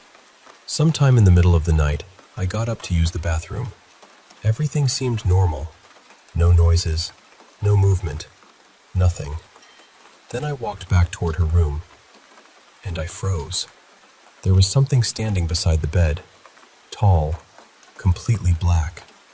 It was leaning over her while she slept, just staring down at her. I couldn't make out its face because the room was dark, but the shape was wrong. Too tall, too thin, almost like a person stretched out in a way a person should not be stretched. I stood there in the hallway, unable to move. Every part of me was telling me not to step closer. Then it slowly turned toward me, and I saw the eyes, those same reflective eyes, not glowing, just catching enough light to shine back at me. The second I recognized them, I rushed into the room and reached for the light switch. As soon as I moved, it moved too. Fast. Too fast. It folded down toward the bed and disappeared underneath it. I hit the lights. Nothing was there. My girlfriend woke up screaming because I had slammed into the wall trying to turn the light on. I checked under the bed. Nothing. No person. No animal. Nothing. But I know what I saw standing over her. And from the look on her face afterward, I knew I wasn't the only one who felt it in that room. She asked me one question before either of us said anything else. "Were those the eyes you told me about?" I couldn't answer her, because until that moment, some part of me still wondered if I was losing my mind. But now someone else had seen it too.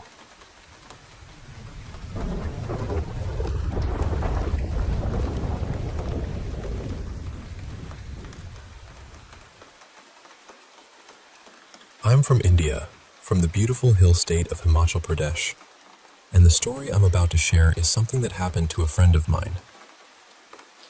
His name was Sahir. Sahir was a taxi driver, so driving late at night wasn't unusual for him. He was used to those quiet mountain roads, the sharp turns, the darkness, the forests on both sides. For him, it was just part of the job. One night, one of his childhood friends was returning home from abroad.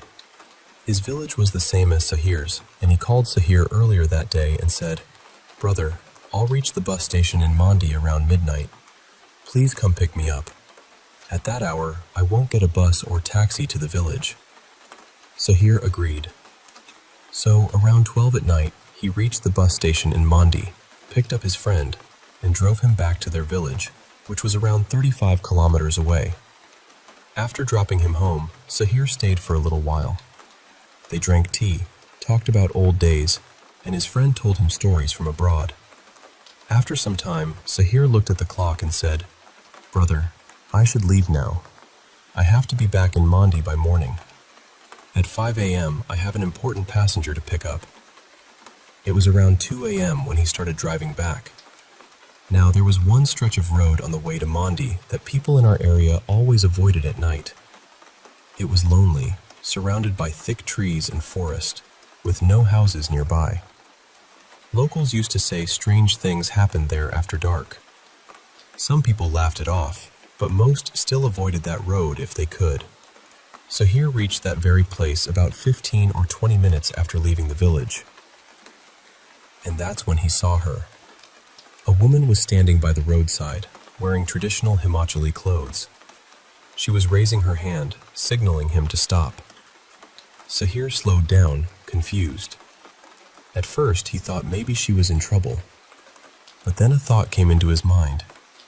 What is a woman doing here alone at 2 in the morning, in the middle of this deserted road? Still, he stopped the car. He rolled down the window and asked, "Where do you need to go?"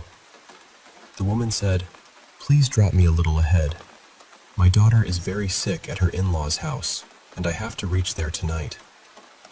Her voice was calm, too calm almost. Sahir opened the door, and she sat in the back seat. From that point onward, the car became completely silent. No radio, no conversation, nothing. Just the sound of the engine and the tires moving over the road. After a while, Sahir asked her, "Once I drop you, how will you go further? You won't find any vehicle at this hour." The woman simply replied, "I'll manage." That answer made him uneasy, but he didn't say anything more. A few kilometers later, she told him to stop. Sahir stopped the car, and she got out. He didn't wait. He just drove ahead. But about 2 kilometers later, when he reached a bend in the road, his blood turned cold. The same woman was standing there again. She was on the roadside, raising her hand, signaling him to stop. Sahir froze. He knew he had dropped her behind. He had driven straight ahead. There was no shortcut, no path, no way she could have reached that spot before him. This time, he didn't stop immediately. He slowed down just enough to look carefully. And then he saw her feet. They were turned backwards. Her hands looked strange too, with long, sharp nails that he hadn't noticed before. That was the moment Sahir understood that this was not an ordinary woman. In our region, people call such a spirit a chudail. He pressed the accelerator and drove away without stopping. But after another couple of kilometers, there she was again, standing ahead, waiting for him. Again, her hand rose in the darkness, asking him to stop. By now, Sahir was terrified. His whole body was shaking, but somehow he kept control of the steering wheel. He started praying quietly and drove as fast as he safely could through those mountain turns. Somehow, by God's grace, he reached Mandi City. The moment he parked his taxi at the taxi stand, everything inside him gave way. The fear, the shock, the pressure of what he had seen, it all hit him at once. He suffered a paralysis attack and collapsed forward onto the steering wheel. His head pressed against the horn, and the horn started blaring loudly in the silent early morning. People nearby woke up and came running, wondering who was honking like that at such an hour. When they reached the taxi, they found Sahir unconscious inside. They pulled him out and rushed him to the hospital. The next day, when he regained consciousness, the first thing he said was that he would never drive a taxi again at night. In fact, he decided to leave that work completely. 2 days later, after he had recovered a little, Sahir went to a local priest in the village and told him everything.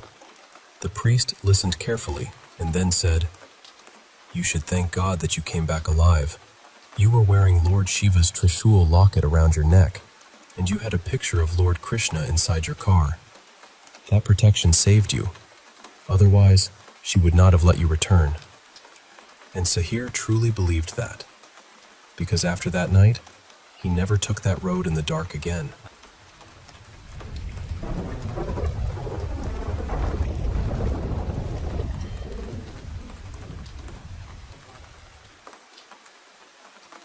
I'm 28 now, and for the last few years, I've had sleep paralysis about once a year. The strange part is that it always seems to happen around the same season, almost close enough to feel deliberate. And it happened again tonight. The first time was when I was still living at home. I remember waking up to this dry scratching sound near the corner of my bed, right where the wall met the floor. I couldn't move, not even a finger. I was lying there, completely trapped in my own body, and all I could feel was this awful fear filling the room. Then I saw something small and black crawl up onto my bed. It moved slowly, almost carefully, and then it climbed right onto my chest. The second I snapped out of it, I ran straight upstairs to my parents' room like I was a kid again. I didn't even think. I just ran. The next year, it happened at my boyfriend Eli's apartment.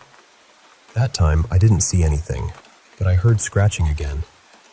I also heard his dog whining from the other room, this sad, panicked crying that made my stomach twist. I I kept waking up, or thinking I was waking up, but I'd slip right back into it. The sounds kept getting worse every time I fell back under. When I finally got myself fully awake, I went to check on the dog. He was asleep, completely fine. That was when I learned that if you don't fully wake yourself up, like actually get out of bed and move around, you can fall right back into that state. Last year was the one that really stayed with me. I woke up unable to move, and there was a voice whispering right next to my ear. I couldn't understand the words, but it sounded close. Too close. My head was turned to the side, and I saw a face right beside mine. It kept shifting, flickering between something that looked almost demonic and something like a huge black dog. It changed so quickly that I could barely process what I was seeing. Then I felt myself being pulled out of bed. Not lifted, not pushed. Dragged. Diagonally, like something had hold of me and was trying to slide me away. When I finally snapped out of it, I was shaken in a way I hadn't been before. I'd heard things, I'd seen things, but I had never felt something physical like that. I looked it up afterward and found out that physical hallucinations can happen during sleep paralysis, which helped a little, but not enough to make it feel normal. And then, tonight happened. It was probably less than an hour ago. I had just fallen asleep when I woke up to tapping sounds coming from the floor in the corner of my room. At first, I didn't understand what was happening, so I just closed my eyes and tried to ignore it. Then I heard another noise, and when I opened my eyes, I saw the outline of a man standing in the corner. I didn't want to stare at him, but I couldn't tell if he was extremely tall or if he was hanging from the ceiling. His shape looked wrong in the dark. I closed my eyes again because I knew, deep down, what was happening. I couldn't move. When I opened them again, he was at the foot of my bed. I couldn't see his face clearly. He looked like someone from an old black and white detective movie, wearing a suit and a hat pulled low. His face was mostly hidden underneath it. Just this dark, faceless figure standing there. I closed my eyes again, and then I felt someone get into bed beside me. Not gently, more like they dropped into the mattress. I felt the bed shift. I felt breathing next to me. Then I felt hands on me, touching my chest and moving over my body. I was wearing a t-shirt and underwear, so even though it was over clothing in some places, it felt horribly real. Too real. I was frozen and terrified, and I couldn't make it stop. Then I thought I woke up. I got out of bed and ran toward the door, but I dropped my phone. I remember looking for it on the floor, finding it, turning it on, and seeing that the time started with a 3. I opened my bedroom door, and suddenly I was back in bed. Then it happened again. I got up, and this time there were these wispy white shapes blocking the way out, almost like smoke or thin fabric floating in the air. I pushed through them and made it to the door, and then I woke up in bed again. I don't understand that part. I was still physically frozen, but somehow I was also moving around in these loops. Maybe it was a dream mixing with the paralysis. Maybe my brain was trying to escape before my body could. I don't know. Thankfully, about 30 seconds later, Eli came home from work and walked into the room. That snapped me out of it for real. I got up immediately and walked around because I was scared I'd fall back into it. When I checked the time, it was 1:44 a.m., not 3-something like I thought I'd seen. I looked things up afterward, like I usually do, and I found some information about vestibular motor hallucinations happening during sleep paralysis. A lot of people described it as feeling like an out-of-body experience, but this didn't feel like that to me. It felt like a nightmare wearing the room as a mask. I don't usually remember my dreams, and I don't have nightmares often, but I have had a few where I'm trying to get out of bed or leave my room, and then I suddenly end up back in bed again, like I've been reset. This whole thing has left me feeling sick and unsettled. I keep wondering if anyone else has experienced something like this during sleep paralysis, especially the part where you think you're getting up and escaping, but you keep ending up back where you started. What scares me most is that every episode is different. Every year, it's something new. And somehow, every time feels worse than the last. The timing is what makes it feel almost ritualistic to me. I know sleep paralysis can explain a lot of it, and I'm trying to stay grounded in that. But it's happened in 3 different places now, and I can't help feeling like there's something more to it. I'll probably do some kind of protection work after this, more than just cleansing the space like I normally do. But honestly, right now, I just feel shaken. I'd really appreciate hearing from anyone who's been through something similar, or anyone who has thoughts on what might help.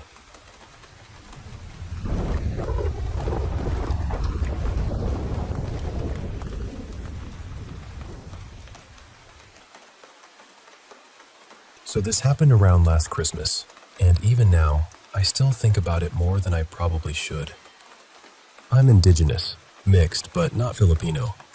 I do have a few close Filipino friends though, and when I told them what happened, they were almost completely convinced it was an aswang. It all started in late August of 2025. My brother's fiancée, Mara, had just told our family she was pregnant. It was a huge surprise because she had always been told she probably couldn't have kids. Everyone was happy, of course.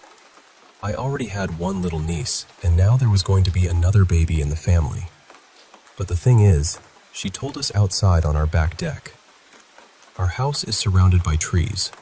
Not just a few trees either. There's thick forest around the back and sides of the property, the kind that feels quiet in a way that is not always peaceful. At the time, my cousin was staying with us, and we were sharing a room. One night, we were up late talking, the way you do when the house is dark and everyone else is asleep. I got thirsty, so I went out to the kitchen. Our kitchen has 2 windows by the sink that look out toward one side of the backyard.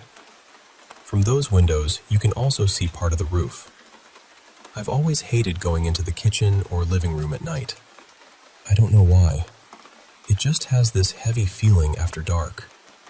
But that night felt worse than usual. It felt like the air had gone still, like something was listening. I tried to ignore it. I poured myself a drink and made a small snack. Then, from the corner of my eye, I saw something move outside. Something with wings landed on our roof. At first, my brain tried to make it into a bird. Maybe an owl. Maybe a hawk. Anything normal. But it was not normal. There was a tall lamppost farther out in a yard, so there was just enough light for me to see the shape of it. It had long wings, sharp-looking claws, and this awful human-like head. It was big, much bigger than any bird I had ever seen around our home. I froze. I left my drink and food right there on the counter and ran back to the room. When I got inside, I started crying because I was so scared. I told my cousin what I saw, and I think she could tell I wasn't joking. Still, she tried to comfort me and said maybe I was exhausted. Maybe my mind was playing tricks on me. But I knew what I saw. The next day, I told my Filipino friends. That was when they reminded me that I saw it after Mara had announced her pregnancy. They told me that, in their stories, aswangs often target pregnant women. They said some are believed to change into animals, including large birds, and that they're known for going after unborn babies. When they said that, my stomach dropped. I didn't tell my parents. I didn't tell my brother. I didn't tell Mara. I was afraid they would think I was being ridiculous, because it wasn't our culture or our family's belief system. So I kept it to myself, which I regret now. For months, I refused to go into the kitchen at night. I would only go during the day. After sunset, I avoided those windows completely.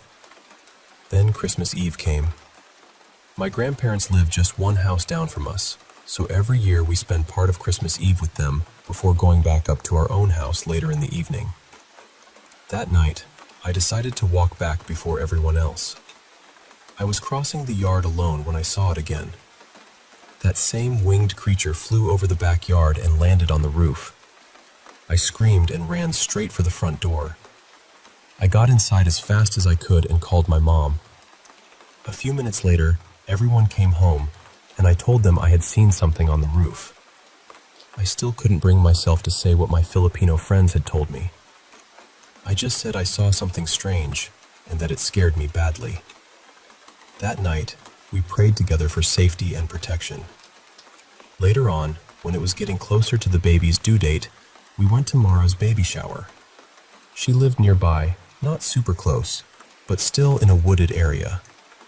While we were there, she casually mentioned that she had been hearing strange noises at night. She described it as yelling sometimes, and other times like an animal screeching in distress. She said she had just been ignoring it. I wanted so badly to say something. I really did. But I bit my tongue again. At one point, I walked past their bedroom. The door was open, and I noticed a black blanket on the bed. That caught my attention because one of my Filipino friends had mentioned that some pregnant women use black cloth or blankets as protection, almost like camouflage from an aswang. I don't know if Mara knew that. I don't know if it was just a coincidence. But in February, the baby was born safely. No complications. No strange ending. Just a healthy baby, thank God. And after that, I never saw that bird-like creature again. So yes, I truly believe something came around our house because of that pregnancy. I believe it was watching. I believe it was waiting. And I also believe that somehow, whether she knew it or not, Mara was protected.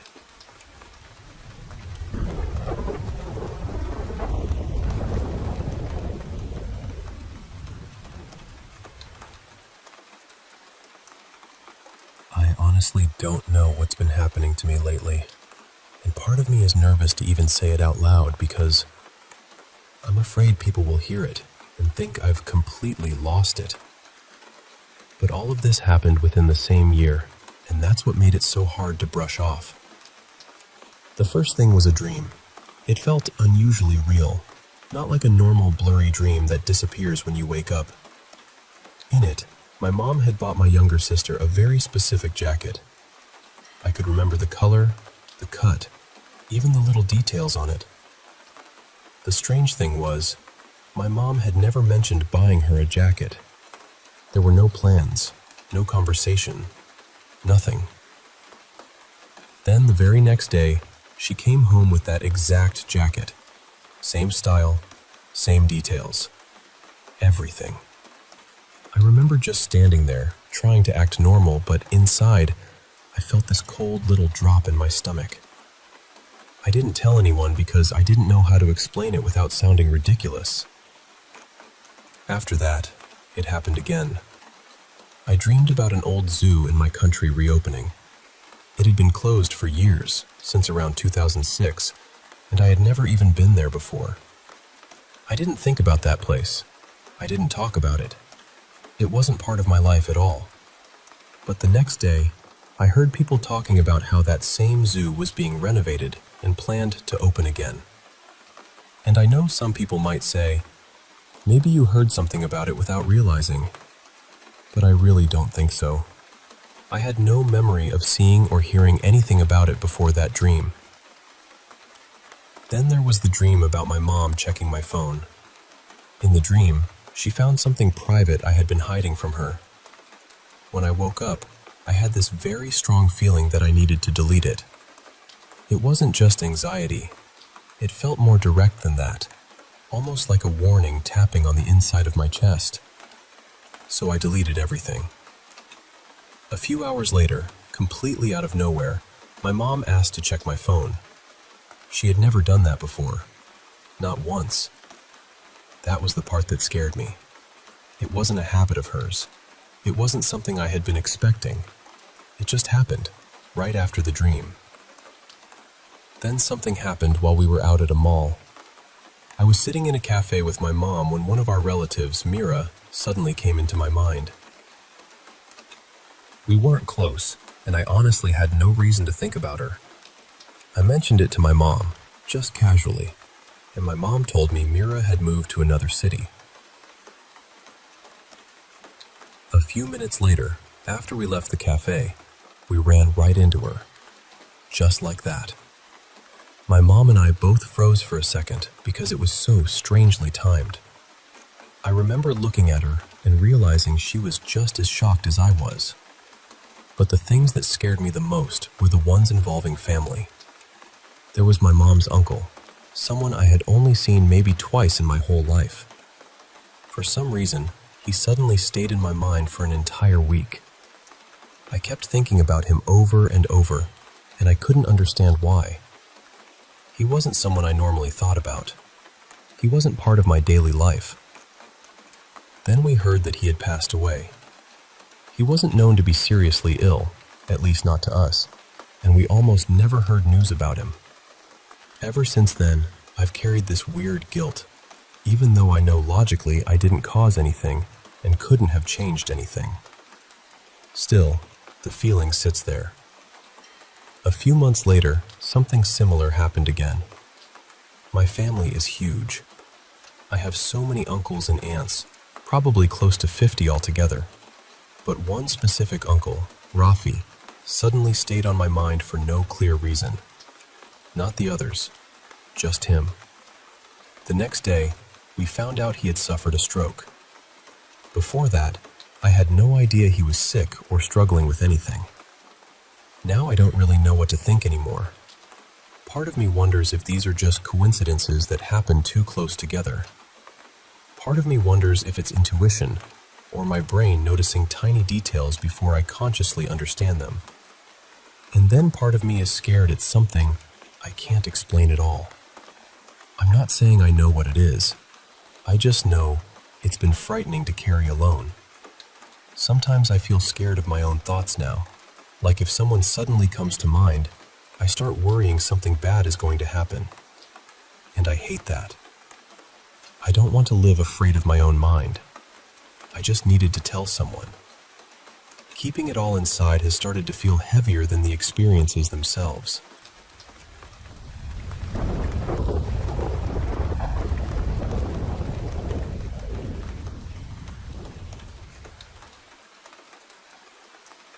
Years ago, something happened to my family in Honduras that we still don't know how to explain. My great-aunt's house sat on a narrow road in a quiet little town, right between an old Catholic chapel and the cemetery. Back then, the power would often cut out late at night, so after midnight, the whole street could turn completely black. No porch lights, no cars passing, no people walking around. Just darkness. One night, sometime around 2 in the morning, everyone in the house woke up at almost the same time. At first, they heard footsteps. Not one person walking, but many. Slow steps, low voices, the sound of a group moving together down the road. My family said it started far away, near the chapel, and little by little it came closer. The strange thing was, it sounded exactly like a funeral procession. Quiet, heavy, organized, like people were walking with a coffin through the dark, heading toward the cemetery. Everyone inside the house heard it. Nobody had to ask if it was real, because they were all awake, all listening. Then they saw something even stranger. Mixed in with the procession, there was a car. But my family said it didn't move like a normal car. It didn't rumble down the road. It didn't shake or make engine noise. It seemed to drift forward, almost floating through the darkness. No bright headlights, no sound from the motor, just this slow movement passing with the crowd. My great-aunt Elena finally got brave enough to open the window just a tiny bit and look outside. And the moment she did, one woman in the procession stopped. She turned straight toward the house.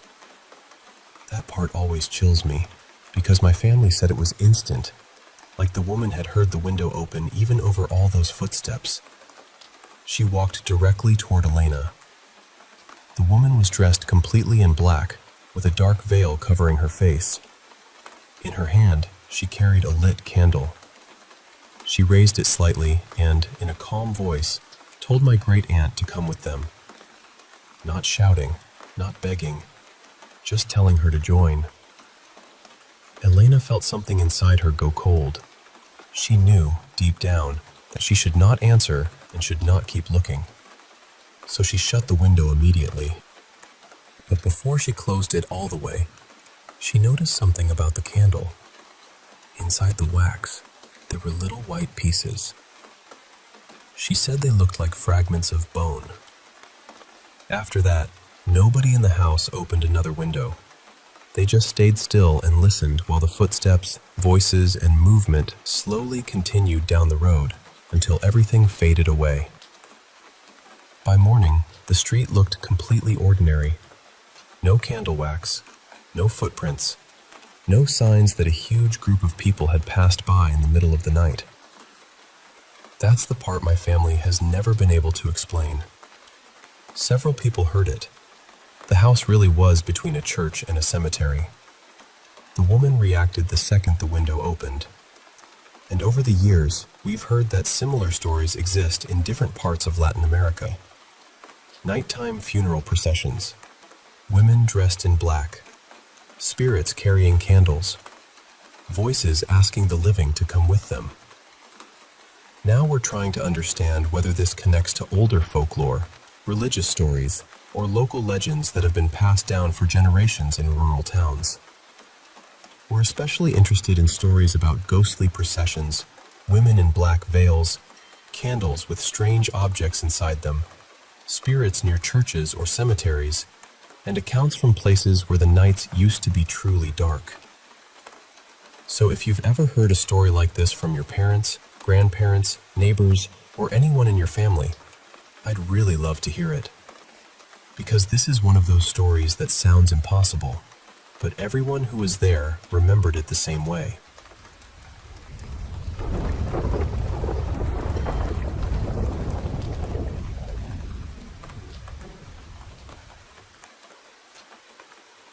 I want to tell you about something that has stayed with me for most of my life. My grandfather served in Vietnam, and I don't think he ever really came back from it. Not completely. He brought the war home in ways none of us fully understood. Sometimes he would talk about it. Some stories were strange and funny in that dark way people use when they're trying to survive their own memories. Others were so painful that the room would go quiet and nobody knew what to say. After the war, he struggled badly. He didn't sleep much. He drank a lot. And from what I understand now, he was carrying trauma that never really loosened its grip on him. When I was young, I overheard him telling my mother and a few relatives about something that happened after he came home. Back then, I didn't understand what I was hearing. I almost wish I still didn't. He said one night he was sleeping in his mother's basement. His bed was pushed under a small window, right above the headboard. He had been drinking that evening, more than he should have, and he passed out hard. Sometime in the middle of the night, he woke up to tapping on the glass. Tap, tap, tap. Then someone outside whispered, "Hey, Raj." Still half asleep, he opened the window a little and asked what the man wanted. The man said, "She got too drunk. I can't get her home by myself. Help me put her in the wagon." So my grandfather got dressed and went outside. He remembered a woman lying there, limp and quiet. He remembered helping lift her into one of those little red wagons kids pull around. And then, nothing. That was all he could remember. The next morning, he woke up with dried blood on his hands. At the time, he convinced himself it had to be something else. Maybe he had gotten into a fight while drunk. Maybe he had cut himself and forgotten. Maybe he broke something. He didn't let himself think too hard about it. But a few weeks later, everyone on the reservation found out a woman had been murdered. And the worst part was what came after. The man who killed her had apparently brought her body home and acted like she was still alive. He put her in bed. He talked to her. When people came by, he'd bring food into the room and tell them, calm as anything, She's sleeping in the back." For days, nobody knew. Eventually, someone felt something was wrong and went to check for themselves. That's when they found her. I never knew every detail. I only know the man went to prison, and my grandfather never wanted to talk about it much after that. He passed away a couple of years ago. Later in his life, he moved away from the reservation with a woman he met, so I didn't see him constantly growing up. But whenever I did see him, he always looked tired. Not just sleepy, but hollow. Like some part of him was still standing in a place the rest of us couldn't reach. Near the end, he barely spoke. The last time I saw him, he was sitting in a wheelchair, staring off into the distance. It felt like he was watching something nobody else could see. When I was growing up, I lived with my mother, my older siblings, and my little brother. After my parents separated, my mom worked all the time just to keep us going. For a while, we stayed in the basement of her aunt's house, the same basement my grandfather had slept in. Eventually, my mom saved enough money to buy us a mobile home. It wasn't fancy, but she worked so hard on it. She cleaned it, fixed it up, painted it, and made it feel like it belonged to us. At first, everything seemed fine. Then we started hearing things. Late at night, there would be footsteps outside. At first, my mom tried to brush it off, because people sometimes crossed through the field near our place as a shortcut. But then, the knocking started. It happened almost every night, usually after midnight, knocking on the windows. The strange thing was that our windows were high off the ground, too high for someone to easily reach. But the knocks always came from the top of the glass. Then came the footsteps on the roof. Slow, heavy, back and forth. I remember one night my mom finally went outside to look. I could tell she was scared, even though she tried not to show it. There was nobody there. After that, none of us wanted to be in that house at night. But we didn't have anywhere else to go.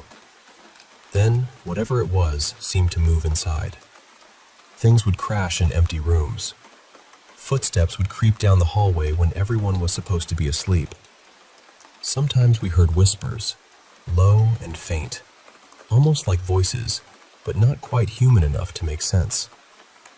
My mother raised us Catholic, so she eventually called a priest to bless the home. I remember him walking through each room with holy water, praying while the whole house felt unnaturally still. After that, things stopped for a little while, but when it came back, it felt worse. It started happening during the day. After school, my siblings and I would be home alone for an hour or two while my mom was still at work.